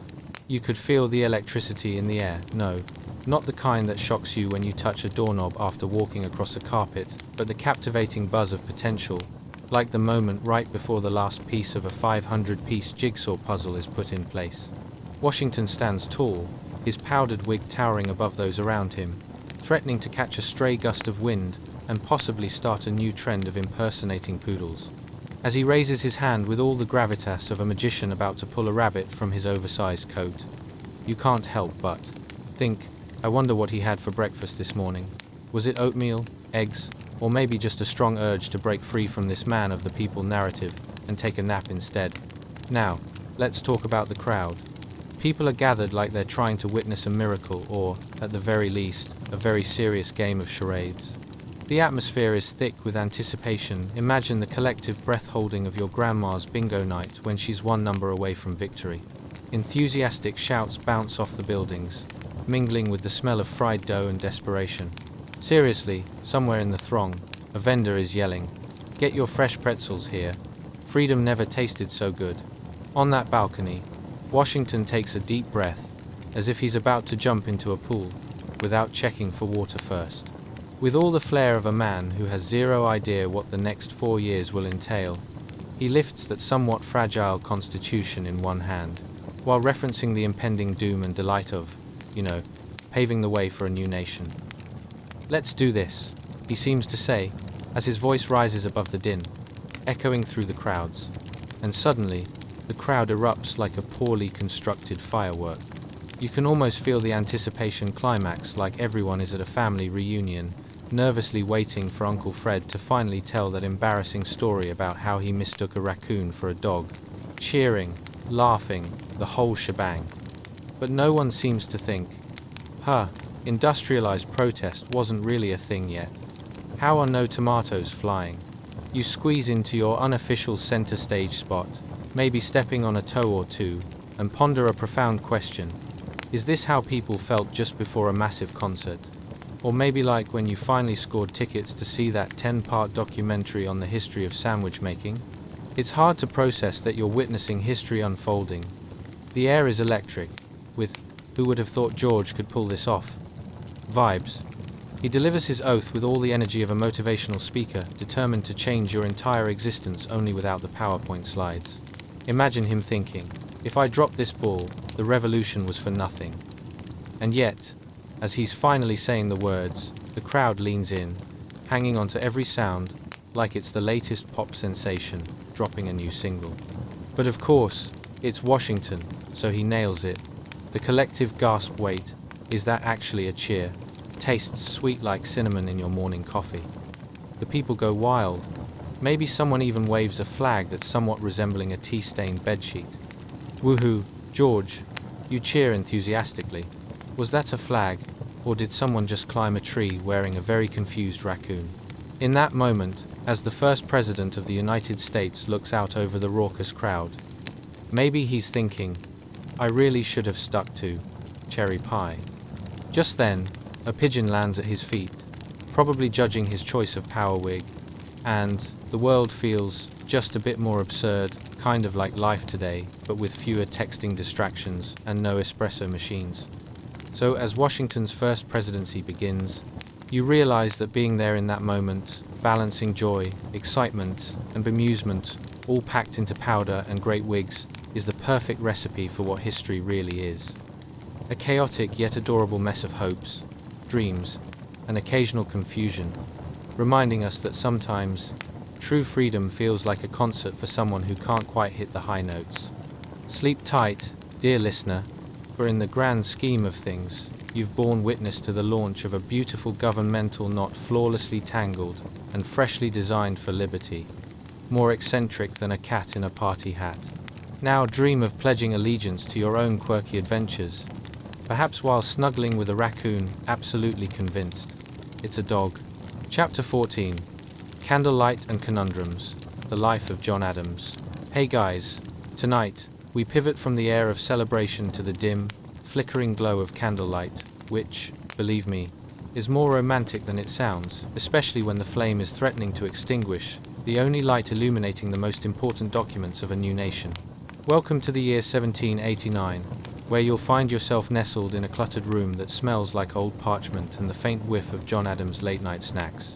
Yes, the founding father with the intense gaze, hunching over a desk and drafting revolutionary documents like he's composing love letters to liberty itself. It's akin to trying to send a heartfelt text message while simultaneously holding a cat and dodging a rogue squirrel. Testosterone reigns supreme. And now, as you are cozily settled in, allow me to ask you something. Have you ever pondered how someone can be both a founding father and also have a reputation for being an astonishingly awkward dinner guest? Or considered if politics were conducted during potlucks, where debates usually begin with, "I must insist the casserole is a metaphor for our current governmental ambitions." Trust me, Adams would have loved that. Just imagine him leaning over someone's green bean casserole, furrowing his brow as he mulls over revolutionary strategy while silently judging the texture of the dish. Spoiler alert, he wouldn't have been impressed. Now, as we drift back into the past, take a deep breath. You've just woken up in a world where evenings mean candlelight, and the static crackle of intense thought. The year is 1789, and behind you, the echoes of a crowd cheering for Washington continue to hum, sort of like the gentle background noise of a badly organized town fair. Sheep are being led for their own version of Freedom Day, sort of like a barnyard version of co-working. Let's talk about the scene. You're in a cramped, dimly lit room, with Adams, where the candle flickers like it's auditioning for a role in a horror movie. Feel the slight warmth against your skin. That's hope mixed with perspiration because, believe me, this is not a well-ventilated workspace. It's basically a cozy oven for revolutionary ideas. You might also hear the scratching sounds of quill on parchment like a woodpecker with a very specific agenda. Ah, the writing. The man works at a pace akin to a sloth with a caffeine addiction. The power of words hangs in the air, taking on that delightful scent of ink mixed with old bread, occasionally interspersed with something fishy, perhaps a whiff of whatever Adams would later complain about at a dinner party. What's funny here is that while he's diligently furrowing his brows, you can't help but wonder if people back then had the equivalent of writing playlists. Was Adams jamming out to his favorite tunes, while gifted a violent case of the writer's block? Ah yes. Thomas Jefferson once said, "An educated populace is a free populace, but can anyone tell me what I'm supposed to do about my supper?" And oh my, don't even get me started on distractions. Just think about it. Instead of texting lol to friends, his version was admiring the devious antics of his pet parakeet, potentially plotting a takeover of the Continental Congress. You can almost picture Adams pausing mid-sentence to shout, "No, Benjamin, you can't have the Declaration of Independence as a chew toy." Then, let's talk sustenance. The perceived wisdom at the time indicated that dinner consisted of whatever was left over from the previous night, mixed with an inexplicable blend of mystery ingredients that no one wants to admit to eating today, kind of like college leftovers, if pasta could talk back. Somewhere in the next room, an unfortunate piece of meat is judging your life choices while slowly turning into an advanced form of leather. And let's not forget, as Adams meticulously writes, he occasionally mutters to himself, the pursuit of happiness, which might indeed involve a better dinner than this. His focus wavers, like the candle flame, leaving you to contemplate the current state of cuisine. Why do we have enough cheese to fuel a small army? Yet I'm writing about liberty while contemplating yet another cheese sandwich? Sleep might be calling you, but not before you witness Adams fight off all manners of fatigue and critique. The majestic shadows dance on the walls like uninvited guests who've had too many mead cups at the local tavern, while he painfully decides if he should reference what can only be described as the existential crisis of a nation, or the hazards of living without a decent selection of cheeses. Then, suddenly, he pauses. The reflection of the flame plays tricks, making him appear a bit more dramatically intense, like a low-budget actor attempting to perform Shakespeare. To be or not to be. Still hungry? Regardless of the revolutionary spirit abounding in this room, Adams battles the essence of hunger like a knight against dragons, except these dragons were exquisite banquets he never quite attends. So, as sleep beckons you, rest easy knowing that even the great John Adams has probably twice debated with himself whether it was worth turning in for the night or finishing that draft. Tomorrow, he thinks, I shall add more cheese to this liberty. After all, why not take on life and appetizers? In this whirlwind drama of founding principles and earnest aspirations, you realize that the true architects of liberty are just really well-intentioned people sitting at their desks, wrangling with the absurdity of their time, even if their greatest battles involve candle wax and the residual cheese of yesterday.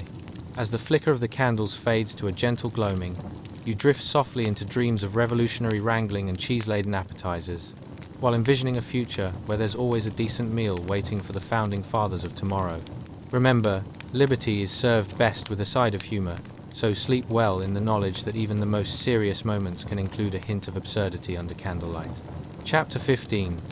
The Fiery Oratory of Adams, Rhetoric and Roast. Hey guys, tonight, we dive into a courtroom scene, thicker than your favorite aunt's potato salad at a family reunion. A place where boiled tempers and legal dramas meet the fiery wit of John Adams. Picture it, a courtroom in 1789, where the tension is so palpable you might actually be able to cut it with a butter knife or, as Adams would argue, perhaps a more efficient legal quill. Before we get too cozy in this thrilling historical drama, let's pause. Have you ever wondered if courtroom arguments were the 18th century version of today's social media feuds?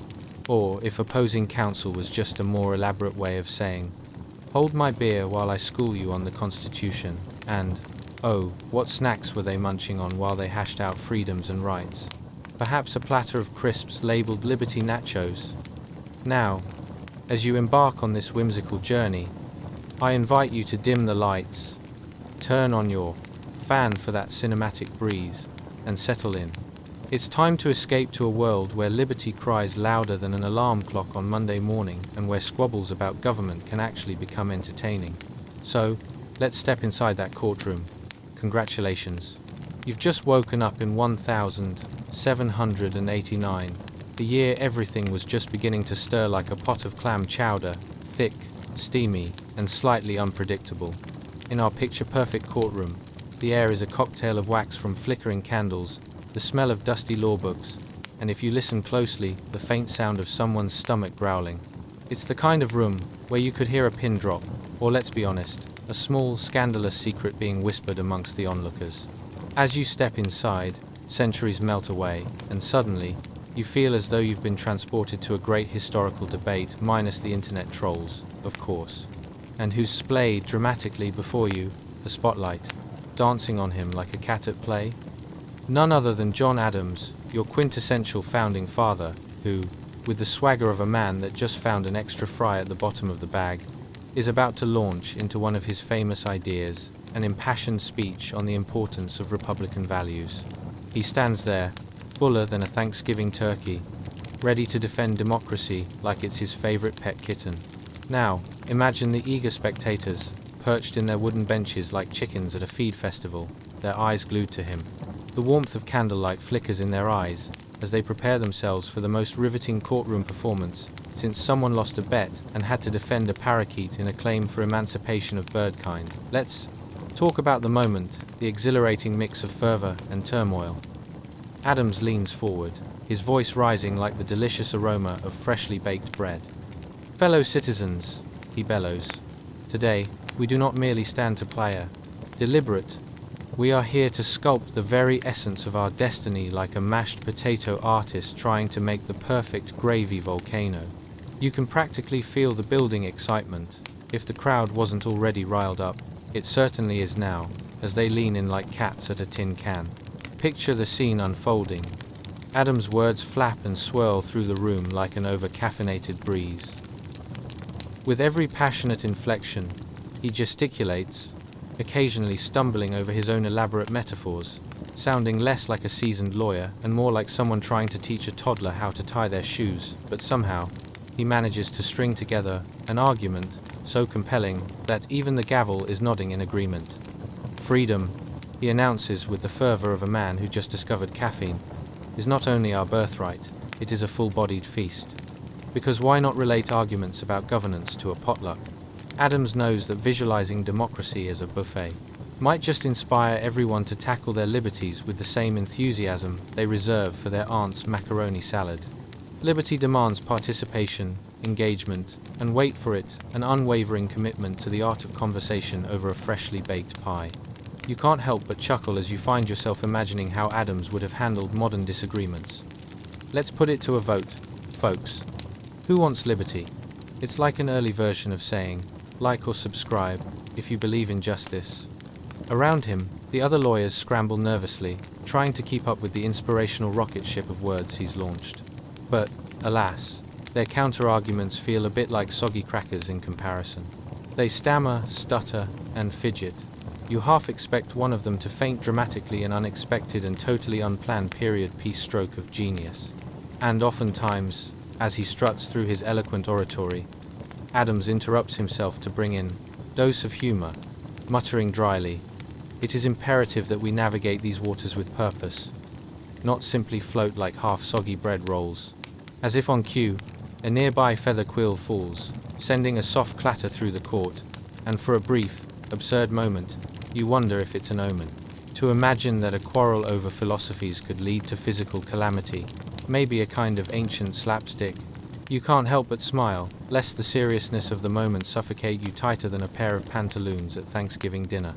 At length, he winds down his argument, and though no applause follows, yet, there's an air of satisfaction floating amidst the candlelight, much like the leftover smell of last night's clam chowder. Knowing how crucial these discussions were to the burgeoning democracy, the crowd absorbs the gravity of Adams's words like they've just heard the latest gossip, ears perked up and ready to engage. In this moment, the founding principles of America shimmer gently ahead, serving as a glimmering beacon, a future with enough hope buried within it for freedom, even if it occasionally falters, like that one cousin who insists they can bring a bird to the 4th of July cookout. So, as Adams steps away from the spotlight, the courtroom whispers in a kind of tangled satisfaction, and you sink back a touch into your own slumbering thoughts, content to rest among ripple effects of ideas and the curious blend of history and humor. Sleep well, dear listener, as you dream of lively debates, fervent speeches, and the delightful absurdities woven into the fabric of our collective past, even if it did sometimes involve ponderous moments about feathers and soggy bread rolls. Chapter 16. The Duel of Ideas, Jefferson versus Hamilton. Hey guys, tonight, prepare for a heated meeting hotter than a freshly baked apple pie left unattended in a sunroom on a summer day.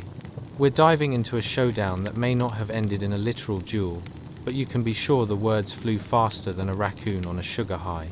Picture a room bursting at the seams with tension, pervasive enough to make you feel like you're trapped at a family reunion with that one uncle who insists on talking politics while brandishing his pet parakeet. But first, let's set the scene. Have you ever wondered how two men with ideas as different as bananas and spaghetti could coexist in the same government? Or how a debate over agrarian values and industrial prowess could make for better narrative than your average soap opera? What snacks were they munching on during this intellectual clash? Perhaps Jefferson had a side of farm-fresh tomatoes, while Hamilton munched on some overpriced cheese from Europe, proudly lounging like a cat that just ate a whole bowl of rich cream. As you settle in for this journey, I invite you to dim the lights and crank the fan to a soothing ambience, like that breeze you crave while trying to ward off existential dread. Feel the soft weight of blankets create a cocoon as you drift back into the 1790 seconds, when powdered wigs, early automobiles, and the notion of a government as dynamic as a juggler with one too many flaming torches were all the rage. Now, consider this. Do you think Jefferson pondered at night about whether or not to incorporate more farmers into his vision of America, or did he just roll his eyes at Hamilton's incessant, build it all, fervor? And did Hamilton have an appropriate response to Jefferson's critique, or would he label it as subpar, wholesome grain delivery? Let's just say this wasn't your average rated rap battle. It was more like a civics class with some very spirited debates, and a few exaggerated gestures for good measure. Congratulations, you've just woken up in 1789, where powdered wigs rule supreme, and folks actually argue about things like the future of agriculture and finance over a steaming kettle of tea. I hope you've brought your sense of humor, because this confrontation is bound to provide all the comic relief you didn't know you needed. In this sunlit room of the newly formed presidential cabinet, set your imagination to tension thick as molasses in January. Picture Thomas Jefferson, the agrarian savior, leaning back in his chair, looking very much like the human embodiment of a cozy cornfield. He's got a mind full of dreams about a nation of yeoman farmers, where each citizen wields a hoe instead of a stock market portfolio. The aroma of fresh apple pie surely baked with love by his adoring homemaker lingers in the air, tempting even the most austere of spirits. Then, there's Alexander Hamilton, prancing around like a bidna stew, well-dressed peacock, equipped with a flashing smile and ideas about a burgeoning industrial future. Imagine him waving around financial calculations, like a magician pulling bunnies from a hat. Why farm when you can manufacture, my dear Jefferson? He chirps, his voice silky smooth. And you can practically hear the gears in his mind whirring away, mapping out a vision of a nation glowing with industry like it just charged out of a neon sign straight from the future. Jefferson, donning an expression somewhere between bemusement and disgust, retorts, "Hamilton, my dear fellow, you sound like you'd swap your grandmother for a locomotive." Such a proclamation sends the room into a silence so potent you could hear a fight breaking out in a distant cornfield like a secret spectator sport among the farmers. Let's talk about the soundscape. The scratching of quills against parchment, the clinking of glasses overflowing with the finest but also mildly questionable wine, because in 1789, premium can mean anything that doesn't taste like feet. Tension fills the air like a balloon about to pop. Each word exchanged is a lit fuse. Picture Hamilton as he doubles down, gesturing wildly. We need a strong central government, Thomas. Not just a collection of states that act like a group of angry cats arguing over one dust bunny. Balance must be achieved. And Jefferson, raising an eyebrow so high you'd think it was trying to escape from his forehead, shoots back. So you want us to depend on the factories and kill the joy of farming? How do you expect folks to harvest corn while they're busy running the mill? The brilliance of this duel lies not just in the exchange of ideas, but in how it reflects the larger clash of identity in this burgeoning nation. On one hand, you have Jefferson, advocating for an agrarian paradise that sounds just lovely until you remember he probably didn't have to spend a day in the field. On the other, Hamilton paints a picture of America bustling with factory workers and progress, while simultaneously ignoring the fact that many would rather wrestle with nature than take orders from a boss. In the midst of it all, the cabinet members are sitting back like a racetrack audience watching two thoroughbreds duke it out. Their faces reflect varying shades of bewilderment, admiration, and dare we say, a hint of popcorn-munching glee as the conflict unfolds like a two-act play where no one remembered the script. And just when things look like they might swell into a true showdown, Hamilton pulls out his trump card. Thomas, have you ever tried to pay rent with a basket of tomatoes? You can almost see Jefferson's eyes narrow as they dance with both fury and admiration, as if he were a farmer learning about exotic new seeds. Or perhaps just pondering how to turn that rent into a canning enterprise. Hamilton smirks as he leans back, confident like a cat who just knocked over your glass of water, relishing in the chaos he's created until Jefferson hurls back.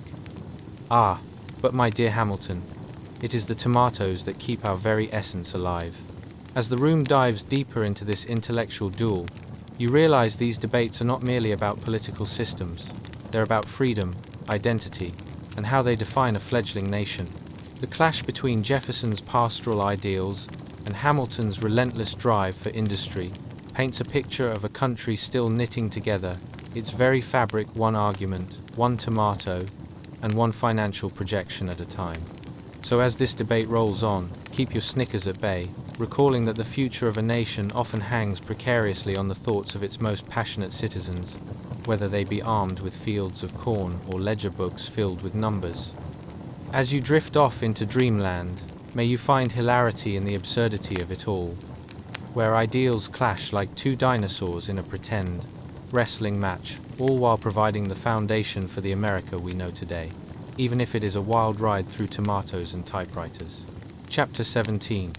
Jefferson's Eden. Hey guys. Tonight, we find ourselves in an era softer than a puppy's belly and sweeter than the last slice of Aunt Edna's cake you pretend to dodge at family gatherings.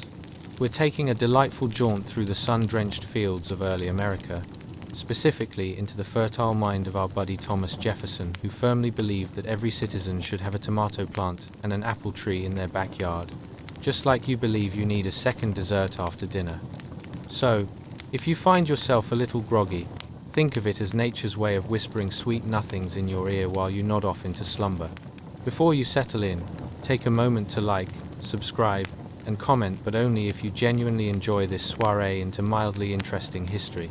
Your friendly narrator will appreciate it more than your great-aunt enjoys her conspiracy theories. Now imagine this. What would life be like if your greatest concern was whether to dig carrots or plant more corn for the upcoming season? Would you trade your modern conveniences for a rustic lifestyle filled with surprisingly vigorous debates about the merits of farming versus factories? Or dream of wheelbarrows filled with freedom? So many questions. Do you think Jefferson ever contemplated about staff shortages at the Monticello garden, or did he play the role of the inspirational figure while secretly wishing he had a butler named Jeeves to fetch him his gardening spade? Congratulations, You've just woken up in 1789, surrounded by fields lush enough to make a salad cry from joy.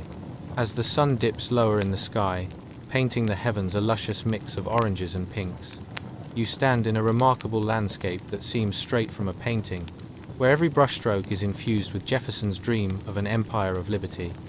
Imagine the aroma of freshly tilled earth mingling with wildflowers. It's a natural perfume that says, "Welcome to nature's phrase. Spar mashed potatoes for the soul." Now, picture yourself as a free farmer, let's call you Farmer Bob, who has just stepped outside to preen over your humble plot of land. Clad in breeches, and a button-up shirt that seems one sneeze away from a button malfunction. With the sun's rays kissing your skin, you marvel at the array of crops stretching away from you like a love letter to agriculture. The sound of crickets serenades your evening. They practically compose ballads in your honor, saying things like, "Here lies Farmer Bob, whose corn is as high as his dreams." It's all terribly poetic, until you realize the crickets seem to be getting a tad too interested in your neat rows of beans, making them akin to the neighborhood kids at a birthday party where they sniffed all the cake.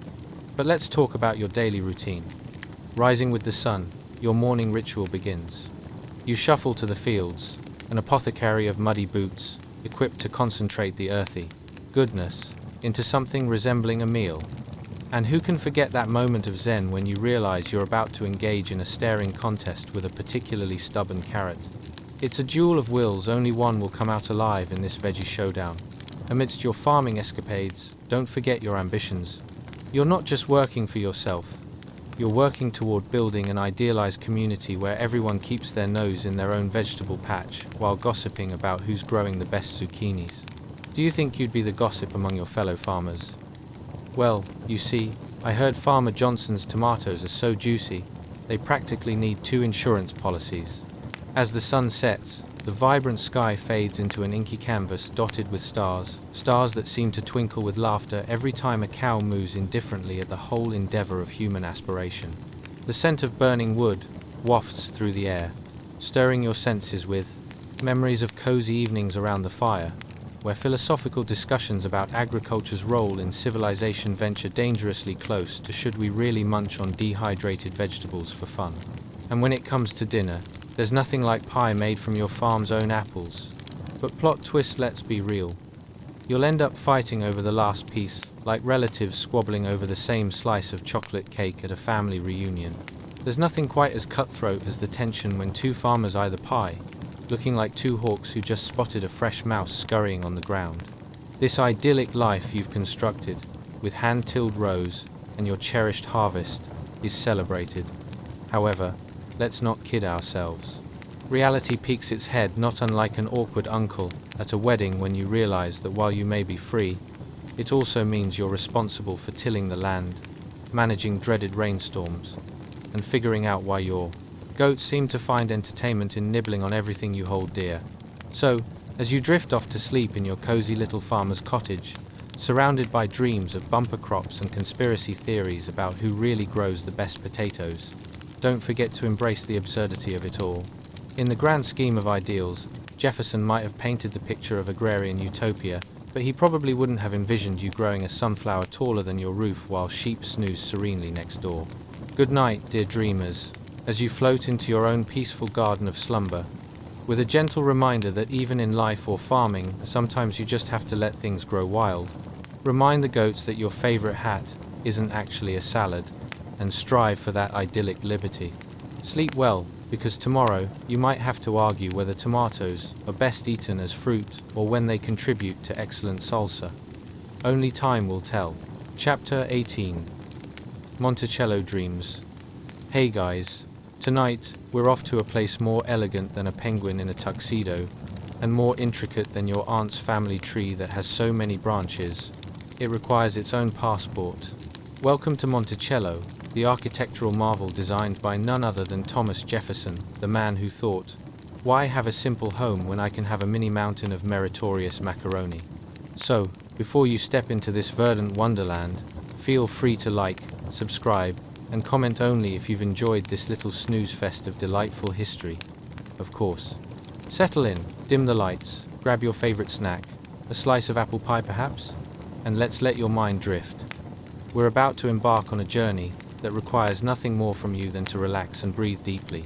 Now, picture this.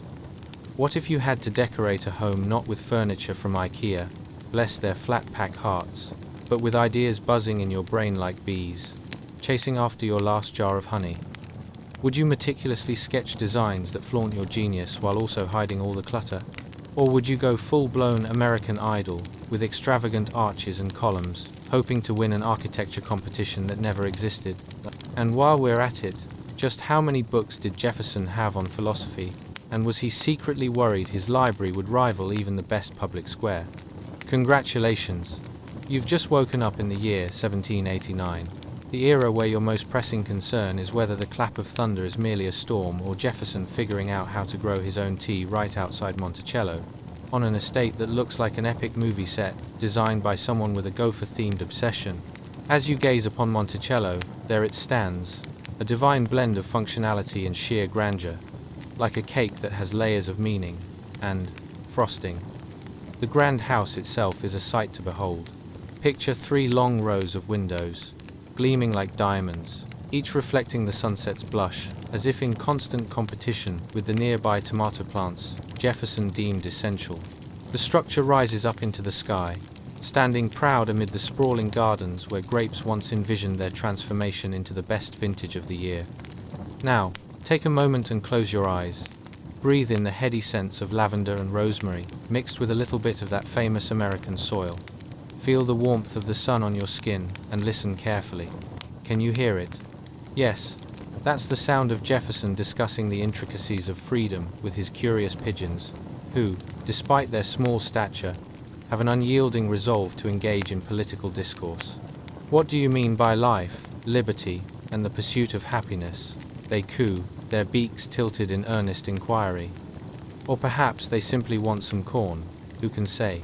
Let's transition and imagine those bustling gardens, where rows of vegetables stretch out like a very enthusiastic welcome mat. You can picture Jefferson strolling through the neatly organized patches, declaring loudly to no one in particular, "Behold, my carrots rival even the finest French cuisine." If Monticello was a stage, these veggies would be the supporting cast.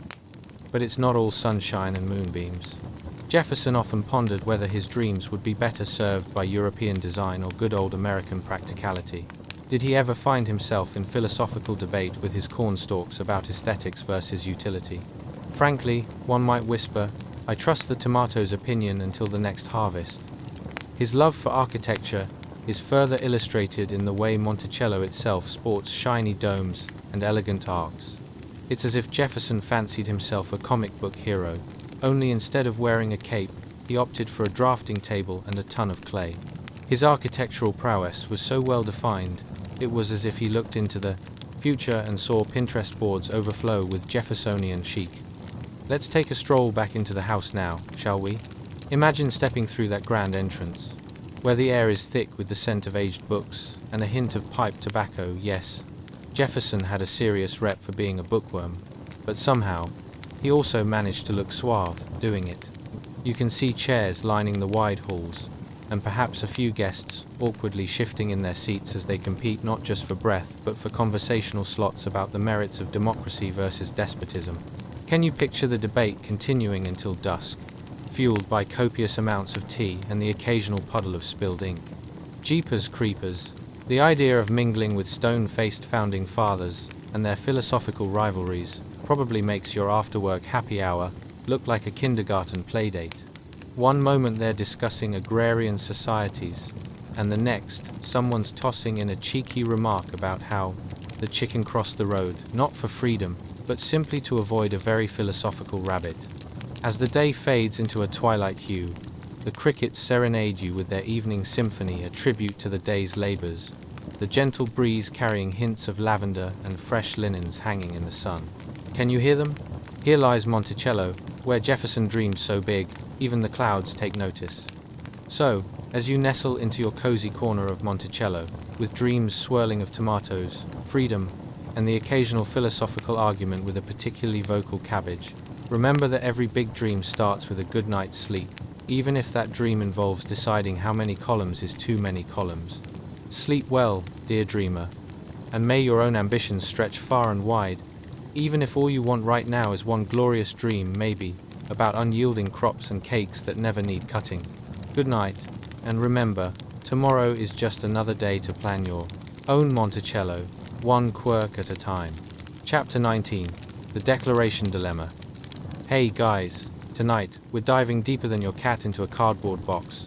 Welcome to the chaotic, ink-splattered world of Thomas Jefferson, as he grapples with a task more daunting than building a piece of IKEA furniture without crying. Yes, we're talking about the creation of the Declaration of Independence, America's ultimate please. Can we do our own thing now? Letter, which, let's be honest, might have had a few wrinkles in the drafting process. Before you settle in, let's take a moment to reflect on the absurdity of life in 1789. Imagine you're a founding father, but instead of being a well-groomed gentleman, you're just a guy with messy hair and the weight of an entire nation on your shoulders. Did they have a stress ball? Did they even have snacks besides dried fruit and the sound of revolution? How many quills must one man go through in a single night of brainstorming?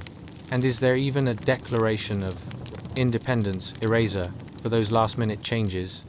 Spoiler alert, not a chance. So grab your favorite cozy blanket, dim the lights, but only if you're not about to fall asleep while still scrolling.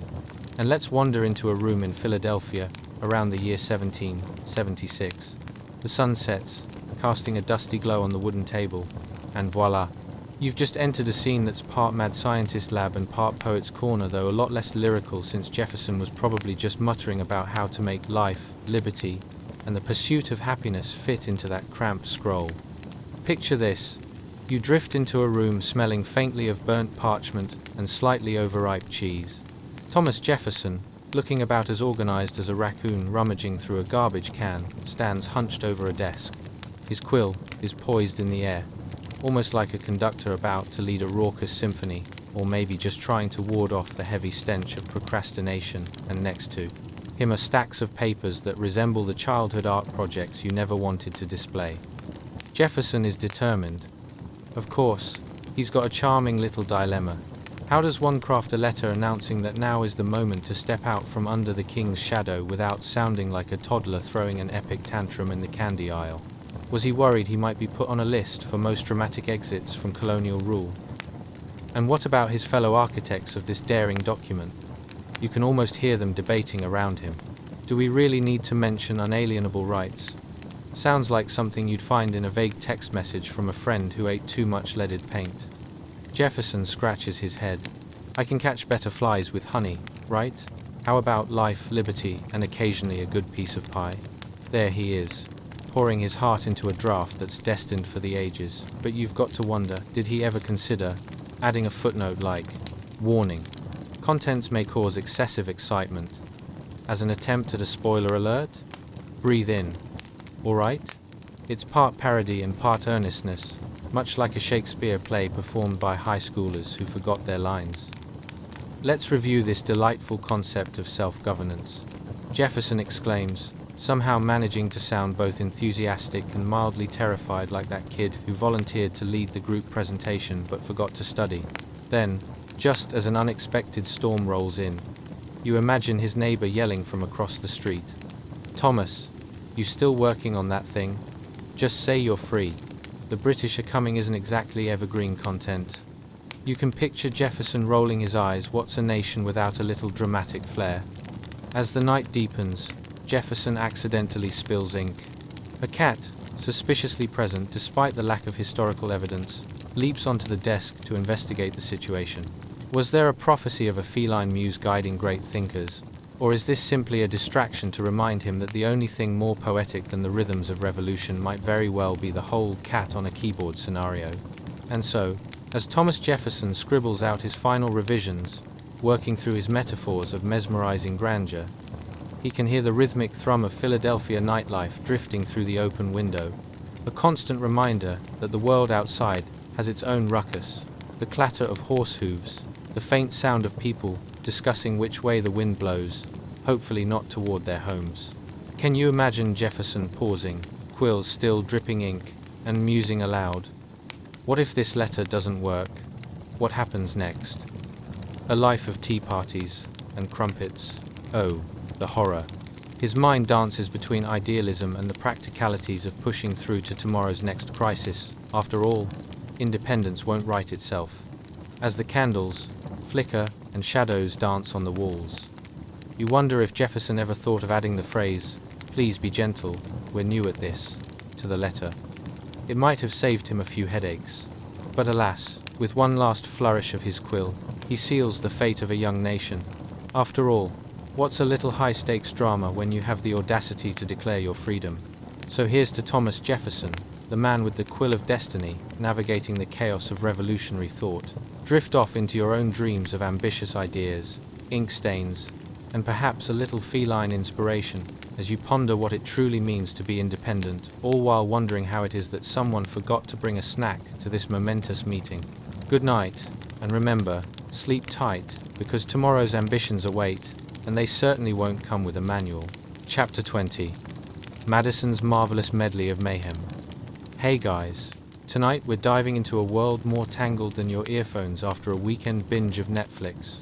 Welcome to the early 1800s, where the founding fathers are navigating the rocky waters of their new democracy with all the grace of a baby giraffe on roller skates. That's right, we're talking about the illustrious James Madison, small in stature, enormous in thought, and probably up to his knees in parchment like some historical version of a paperwork soggy superhero. But first, I've got some questions to ponder over while you nestle into your cozy spot for the night. How does one invent a country? Did they have a hotline for emotional support? And seriously, how did they manage without Instagram to validate their fashion choices? Can you imagine Madison hosting a "What to Wear for the Constitutional Convention" fashion show? Spoiler alert, it would feature a lot of wool and questionable wigs. How did they keep those wigs so tidy, anyway? Was there a special shampoo involved, perhaps colonial curls or founding father frizz-free? As you bask in these slightly absurd musings, congratulations. You've just woken up in 1789, amid the flurry of the early republic. Picture Philadelphia. The streets are alive with the chatter of well-coiffed men and women. Unfortunately, no TikToks for them. Instead, they're wandering about, probably debating the latest constitutional amendment over cups of lukewarm coffee that could use more spice than a gossip session at the local tavern. Now, let's shift our attention to our top-tier protagonist, James Madison. Imagine him, about the height of your ideal school desk, minus the satisfying creak when you try to adjust it. There he is, surrounded by stacks of books, looking more like he should be teaching a class on constitutional theory than wading through pots of bureaucratic soup. It's hard to picture, but he's got his quill, poised over parchment, staring at it like it's the last piece of pizza at a party equal parts desire and dread. Let's take a moment to appreciate the sensory overload. You're in a cramped, candlelit room, smelling a mix of ink, leather-bound books, and a hint of something that might be old cheese, and it's not even the good kind. The sounds of quills scratching against parchment blend with the muffled debates echoing from the neighboring rooms. It's a cacophony of ideas, and ink spills a bit like a group of friends arguing over which pizza toppings should reign supreme, only with much higher stakes and far fewer cheese-related disputes. And then there's the imposing specter of the Constitution. It looms over Madison like a heavy fog, both thrilling and terrifying. He knows he's navigating a political minefield, crafting a document while others are secretly thinking, will this thing even hold up? What if we leave out the right to binge-watch historical dramas? As Madison sits down, he could easily start a class-action lawsuit against stress. Is this what they meant by laying the groundwork for democracy? What if we forget to add something? Will the world end? You can almost envision him running his hands through his hair, which is probably just as unruly as his thoughts. Modern anxiety problems. Meet your colonial counterpart. Add to this the added pressure of needing to keep Virginia and New York from throwing cutting insults at each other's delegations like it's some kind of high-stakes rap battle. Virginia, we have the best tobacco. Oh please, New York, you can't even fit a horse and carriage through your streets. Every time someone suggests a new idea, you can picture Madison's eyes widening like a cat who just spotted a rogue cucumber. What do you mean you want a Bill of Rights?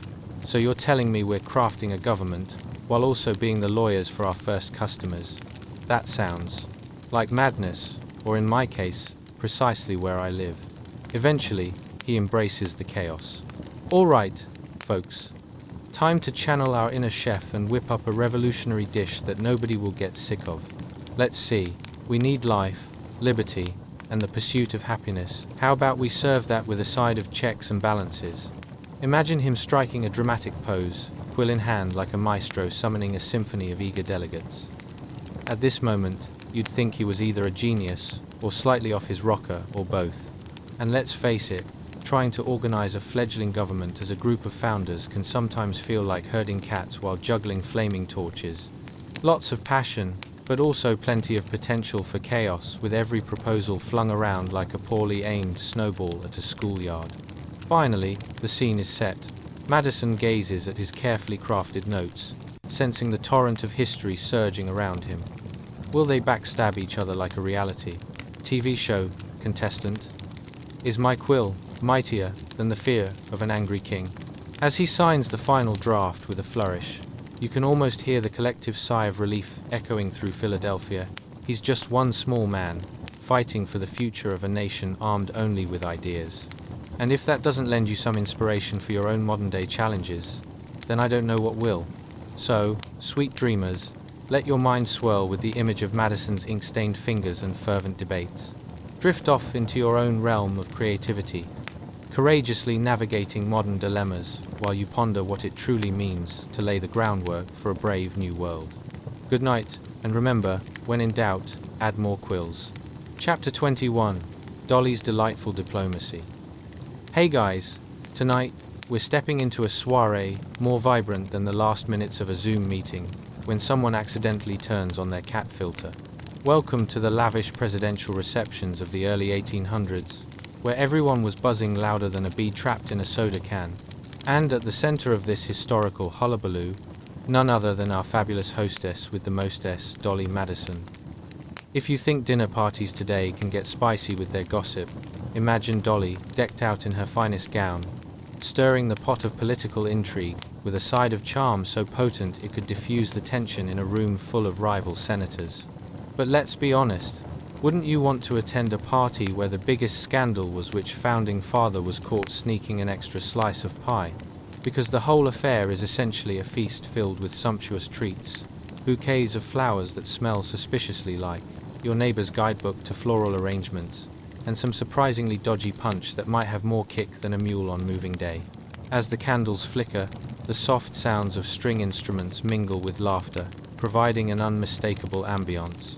The air is rich with the scent of roasted meats, spices, and the very enthusiasm that can only be found at gatherings where political decisions and social lives collide, kind of like your college roommates' themed parties, where dressing to impress meant donning the most vibrant Hawaiian shirt you could find. It's impossible not to think, is this where the concept of social media influencers got its start? Spoiler alert, probably not. Although the way Dolly charms the crowd could make her the first TikTok star if the time travel gods are feeling generous. Suddenly, you're transported to that grand room where the who's who of Washington, D.C., gather like bees to the hibiscus. The women are adorned in dresses, more extravagant than a peacock fighting for attention, and the men, well, they're wearing wigs that presumably take longer to style than the average morning routine today. Ever tried putting on a powdered wig and not feeling like you just recruited a small rodent to sit on your head? No? Well, neither have these early American gentlemen, and they seem blissfully oblivious. Now here's the kicker. Dolly Madison could whip up a diplomatic situation smoother than whipped cream frosting on a triple-layer cake. You see, she wasn't just organizing parties, she was the social glue holding an early republic together. Who knew that holding fancy little gatherings could have such implications for government policy? You might even say that hosting a good dinner was worth at least 10 speeches on the House floor. Picture this. The lights dim as Dolly takes center stage, her laughter mingling with the chatter of federally funded politicos. She knows that her role is tantamount to juggling flaming torches while navigating a tightrope strung between two very tense factions of government. The Federalists and Anti-Federalists were about as cozy as cats in a dog park, ready to pounce at any literal misstep. What can a good dinner do, you might ask? Oh, let me tell you, it's a diplomatic magician's hat, producing rabbits with every polite question and charming smile she delivers. Let's pause here, imagine the tension in the room as she remarks casually on the newfangled invention known as the postal system, while also managing to create a bridge of friendship between rivals A and B. Oh, you two simply must chat about the latest letter you received. Imagine the intrigue. Suddenly, they're more interested in discussing postal routes than throwing forks in each other's eyes. And just like that, you can almost hear the collective sigh of relief wash over the room as political barbs are replaced with cordial discussions over the best ways to brew tea. As you observe, you might find yourself wondering, what would it have been like to be an invited guest at one of these shindigs? What if you accidentally made eye contact with a congressman who hadn't showered since the last electoral cycle? Or, even worse, reading too much of the Punch? We're talking political party foul territory here, my dear friend. And while most of us dread those awkward kitchen conversations at work parties today, you can just imagine James Madison sliding behind Dolly, whispering, "Just steer clear of Jefferson." He still thinks it's a good idea to grow our own crops in a non-irrigated field. Meanwhile, Dolly, with her witty repartees and effortless grace, is like some historical social media butterfly, darting from group to group, encouraging connections, and flipping the narrative from potential chaos to delightful camaraderie. In this historical ramble, life unfolds like a beautifully choreographed dance, with Dolly leading the somewhat frumpy ensemble of founding fathers into an era of unity, all while making it look as easy as pie. And the punch? Well, who knows?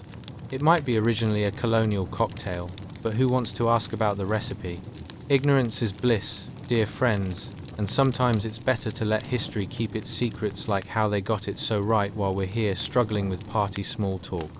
So, as you drift off to sleep, imagine the laughter echoing in that candlelit room, the whispers and winks shared over plates of pastries that could rival any modern-day bakery, and the beautifully chaotic dance of nation-building wrapped in the warmth of friendship.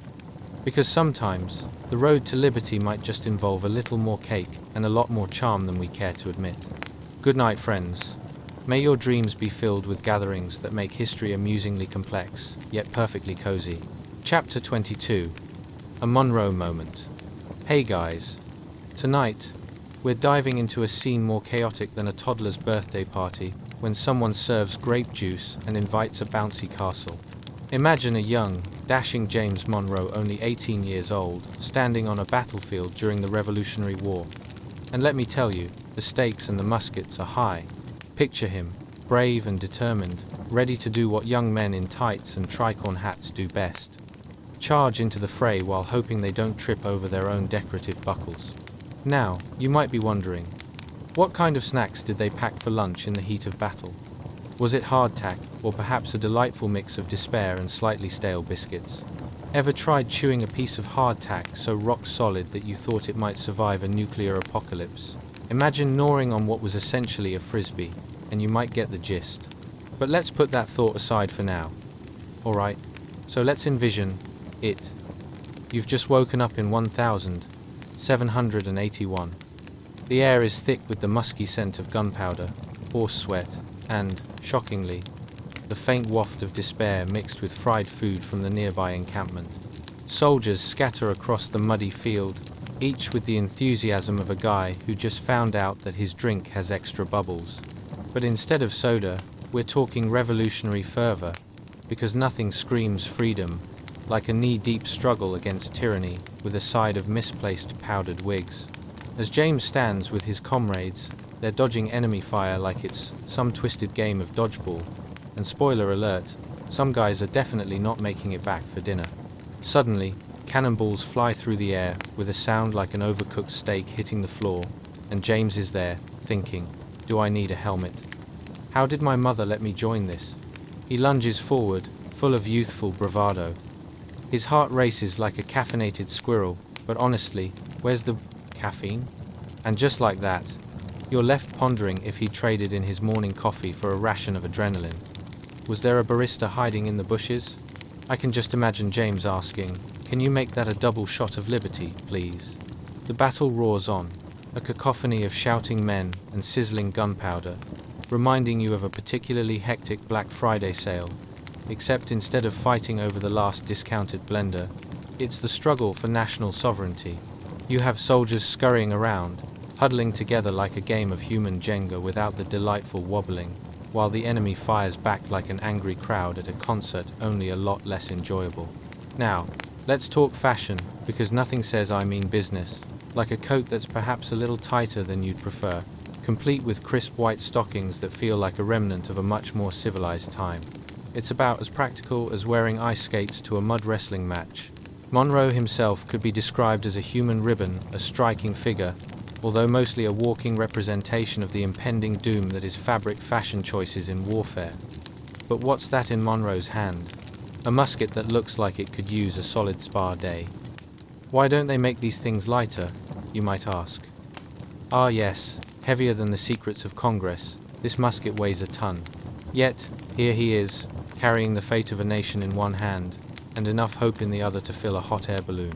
And let's be real, anyone attempting to handle a musket with that much weight is bound to be more sore than a Sunday morning couch potato after a Netflix binge.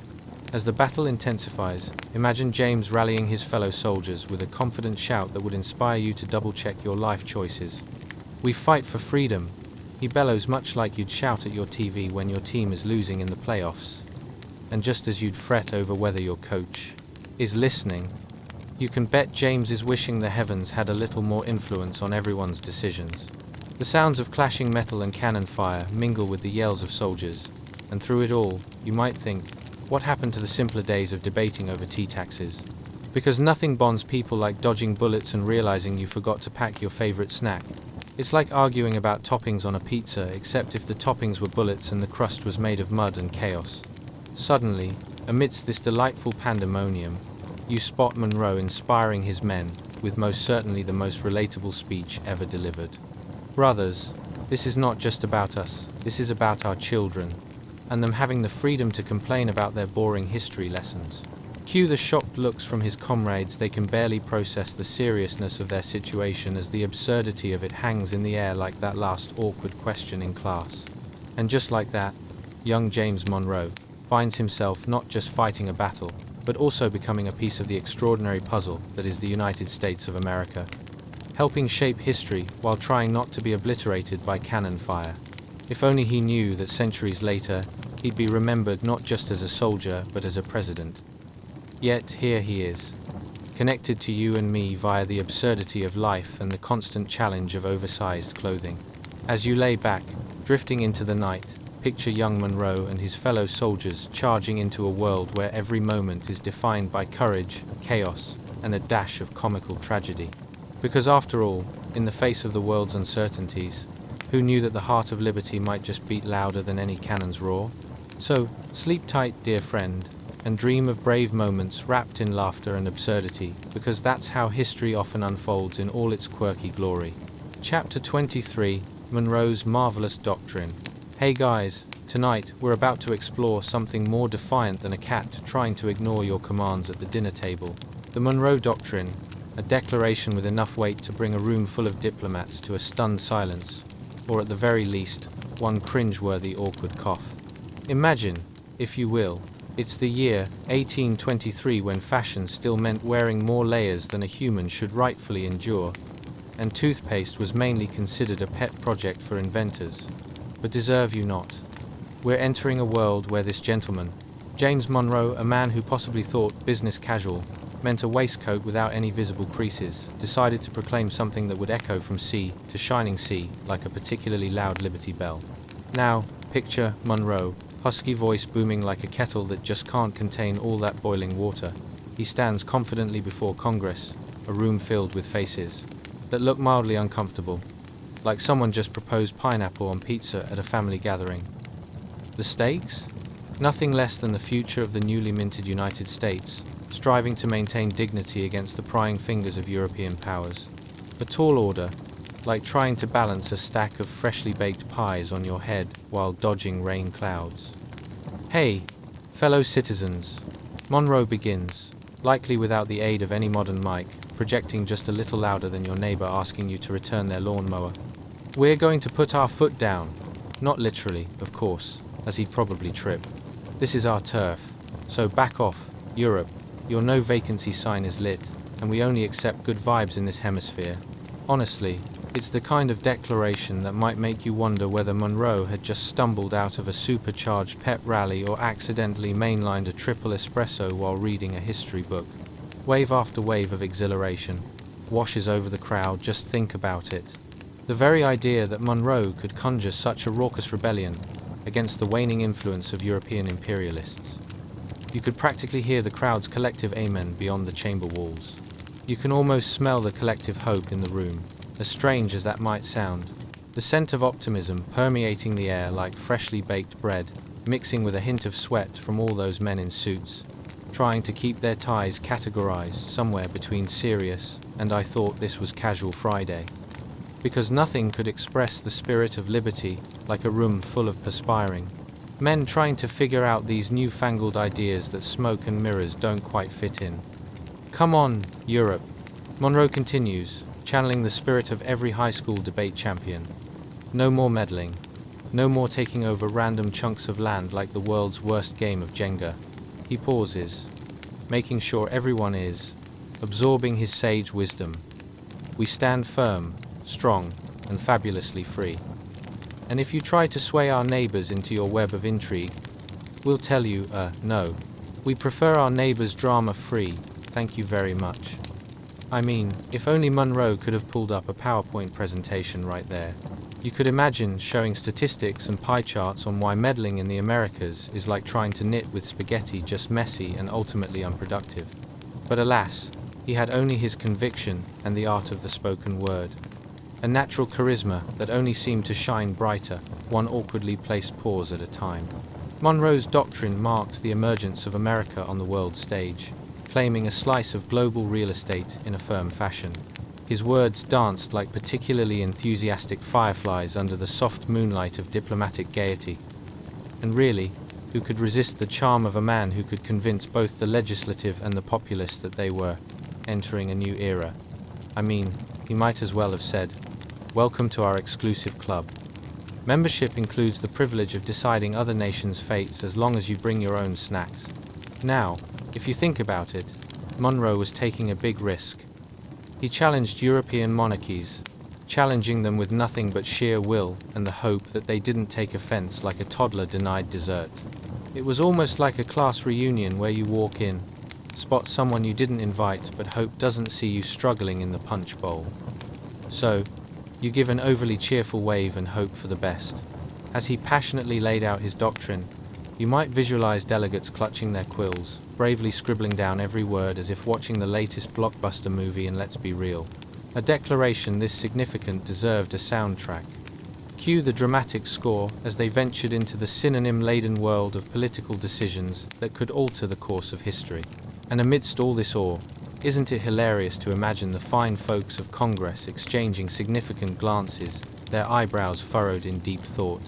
Perhaps someone turned to the fellow next to him and whispered, "So, are we now bound to play the role of bouncers for the entire continent?" Spoiler. Yes, they were.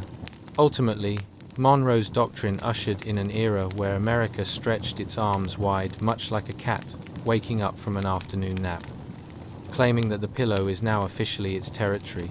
And as the cheers rang out, a new sense of identity and independence took root, giving birth to a legacy, each ripple echoing through the ages.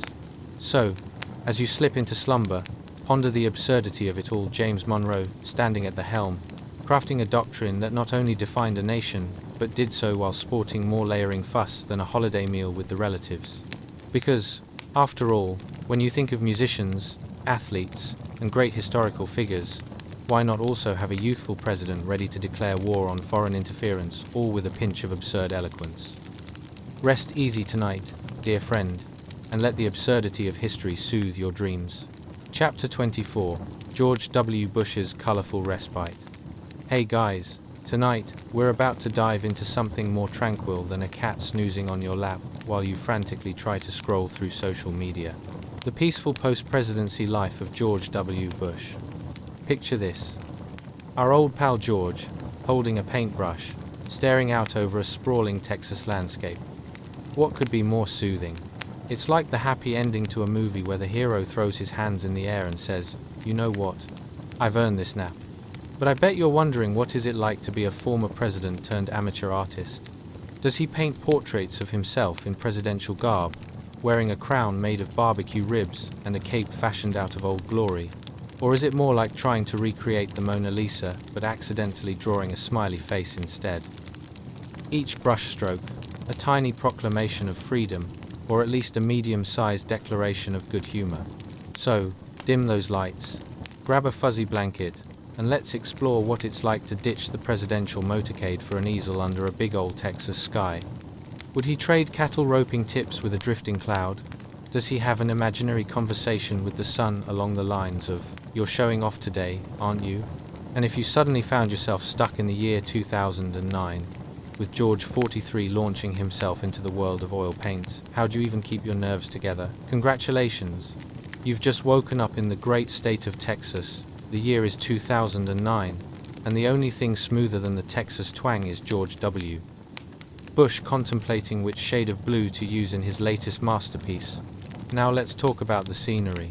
Imagine a vast landscape stretching before you like a giant, inviting quilt of greens and yellows. It's basically Mother Nature, showing off her best colors in a concert where all the instruments are flowers. You might feel a gentle breeze brushing against your face, whispering, "Don't worry, you're not in the White House anymore." There are no international crises, just the occasional tumbleweed rolling by like a confused grocery cart. And what about the smell? The aroma of fresh paint mingling with wildflowers, or perhaps a hint of barbecue smoke from a nearby cookout. It's the kind of fragrance that says, seriously, life is good, and you should take time to enjoy it. Unlike the smell of burnt coffee and panic that filled the West Wing, beyond the canvas, life in Texas also has this enigmatic way of slowing down. It's almost like time decided to take a leisurely stroll down the road, meandering like a lost armadillo. In that moment, you might even spot a group of longhorn cattle sauntering past, munching grass with a nonchalant air, as if to say, "We understand how to chill out, buddy. Join us." And, really, what is it but a call to embrace the simpler pleasures? Imagine George turning out good, old Texas blues on the canvas, splashing colors in broad strokes like he's channeling the spirits of Van Gogh and a bold-hearted bobcat. Who's to say whether he's painting a sunset or simply trying to capture the essence of freedom, hip-hop style? The joy of it all deserves a soundtrack. Yay-haw, the Texas Art Showdown is on. Of course, there are moments when the paintbrush wavers and the mind drifts. You find yourself thinking, did I remember to unplug the iron? Wait, do I need to designate a new head of state for my backyard? Surely, the thought crosses George's mind that he could simply paint his lawn a vibrant shade of presidential green. Why hire landscapers when you can just do it yourself? But painting isn't all sunshine and cowboy hats. Witnessing the occasional stray bug landing on your canvas is like a surprise amendment to a bill you didn't ask for it, but now you have to deal with it. Well, you're not in my vision, little ladybug. He might chuckle, flicking it off with the gentleness reserved for heuristic debates in Congress. And as you sit there watching George immersed in his art world, you can't help but experience a slight sense of absurdity. It's a former president using a canvas like it's a random Twitter trend. One stroke here, two strokes there, he could be creating the next American masterpiece, or perhaps a visual guide on how to fish while standing on a moving boat. It's the kind of legacy you can't help but appreciate, the melding of humor and historicity in a single brushstroke. And while you nestle into this serene depiction of life, ponder the delightful image of George proudly presenting his art to the world, a grin plastered on his face like someone who just discovered that chocolate cake exists. "This is a piece called Bipartisanship in a Field of Cacti," he might announce, half laughing, half winking, while neighbors scratch their heads in perplexity. Was it life imitating art, or art imitating life? Spoiler alert, no one really knows. So, rest easy tonight, and imagine George Bush in that tranquil Texas landscape, blending colors like he's mixing diplomacy with a good old slice of humor. Because in the end, maybe art's greatest accomplishment is making us chuckle even in the quiet moments of life. Now, take this easy journey into slumber, and dream of wildflowers, longhorns, and a former president painting his heart out on a canvas of liberty. Chapter 25. the chairs that wore history. Well, hey guys, tonight, we are diving deeper than a submariner's ambitions at an aquarium, into the moral quandaries of early American history, the one where the stakes were as high as a turkey post-Thanksgiving and just about as messy. Picture this, 3 empty chairs like a revolutionary game of musical thrones, standing side by side, quietly witnessing history. Yes, the chairs are empty because Jefferson, Adams, and Monroe decided to check out on the 4th of July, a day meant for fireworks and barbecues. Talk about irony. Imagine getting out of your seat at a concert just as the encore starts. It's like they thought, revolution? No thanks. I think we'd rather revolutionize the afterlife instead. Now, if you've ever wondered what life must have been like for our founding fathers, did they argue over the best way to make corn pudding, or who could grow the finest wig? Why did they think signing a declaration would be enough to make the British forget about tea taxes? Did Jefferson ever try to invent the first vegan burger and get thrown out of a dinner party because of it? These are the burning questions we must unravel as we drift into sleepy history. So, dim those lights, grab a cozy blanket, and imagine you've just woken up in 1826. That's right, a year that ironically kicks off with a reunion of the brightest and most contradictory minds in American history. You can almost hear the echoes of arguments mingling with the distant sound of fireworks from celebrations that feel very much like the country's collective birthday party. But wait, before your mind drifts off into another century, let's imagine what state of affairs brought these 3 notable figures to their rather bizarre summer fate. The air is thick with humidity and philosophical debates. You can practically taste the apple pie cooling on the windowsill, sweet and mouth-watering, unless you're allergic to history, in which case it tastes like confusion. The buzz of flies comically resembles the overzealous chatter of townsfolk discussing who's building the biggest barn for the Great American Barn-Off. It was no easy task being a founding father. Every decision hung in the balance like an untrained tightrope walker attempting to impress a crowd that couldn't quite figure out what they were looking at. Far from today's digital instant gratification, these early influencers knew nothing about likes or retweets. The only likes they aimed for were polite nods from their neighbors at the local tavern over lukewarm ale. As you take in the cozy yet chaotic vibe, picture Adams, forever grumpy, muttering about the virtues of farming versus the perils of diplomacy, while Jefferson attempts to commandeer a pet project on Monticello, resulting in something that looks suspiciously like an early 19th century version of Pinterest gone rogue. We need a lawn for the people, and some trees for shade. Who cares if they're hard to grow? Jefferson might exclaim, armed with his quill like an early environmentalist. And there's Monroe, the charming diplomat caught in between, likely confused about whether he should be buffering their bickering or offering advice on estate wine, because what good is liberty without fine vintage? You both realize we're here to inspire a nation, right? Not just bicker about livestock distribution.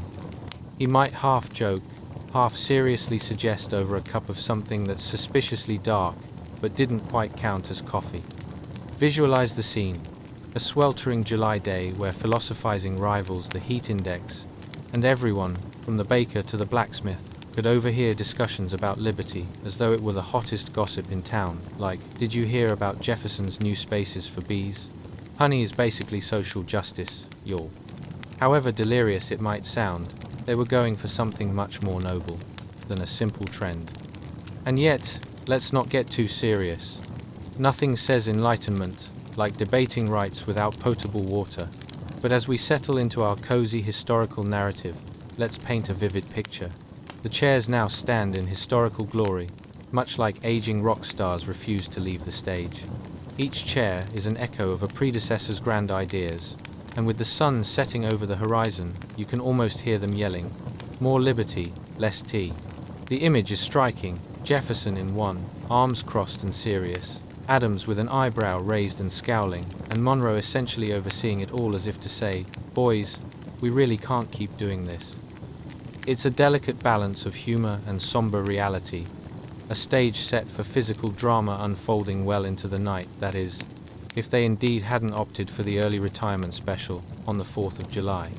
So as the narrative here lays down, consider how legend intertwines with tired tissue of reality. Like a quilt, lovingly patched together but occasionally in need of a good wash, this slice of history creates a fabric of lessons, humor, and just the right dose of ridiculous. It presents life at a time when the stakes were high, but the tradition of whimsy curiously hung in the air as well.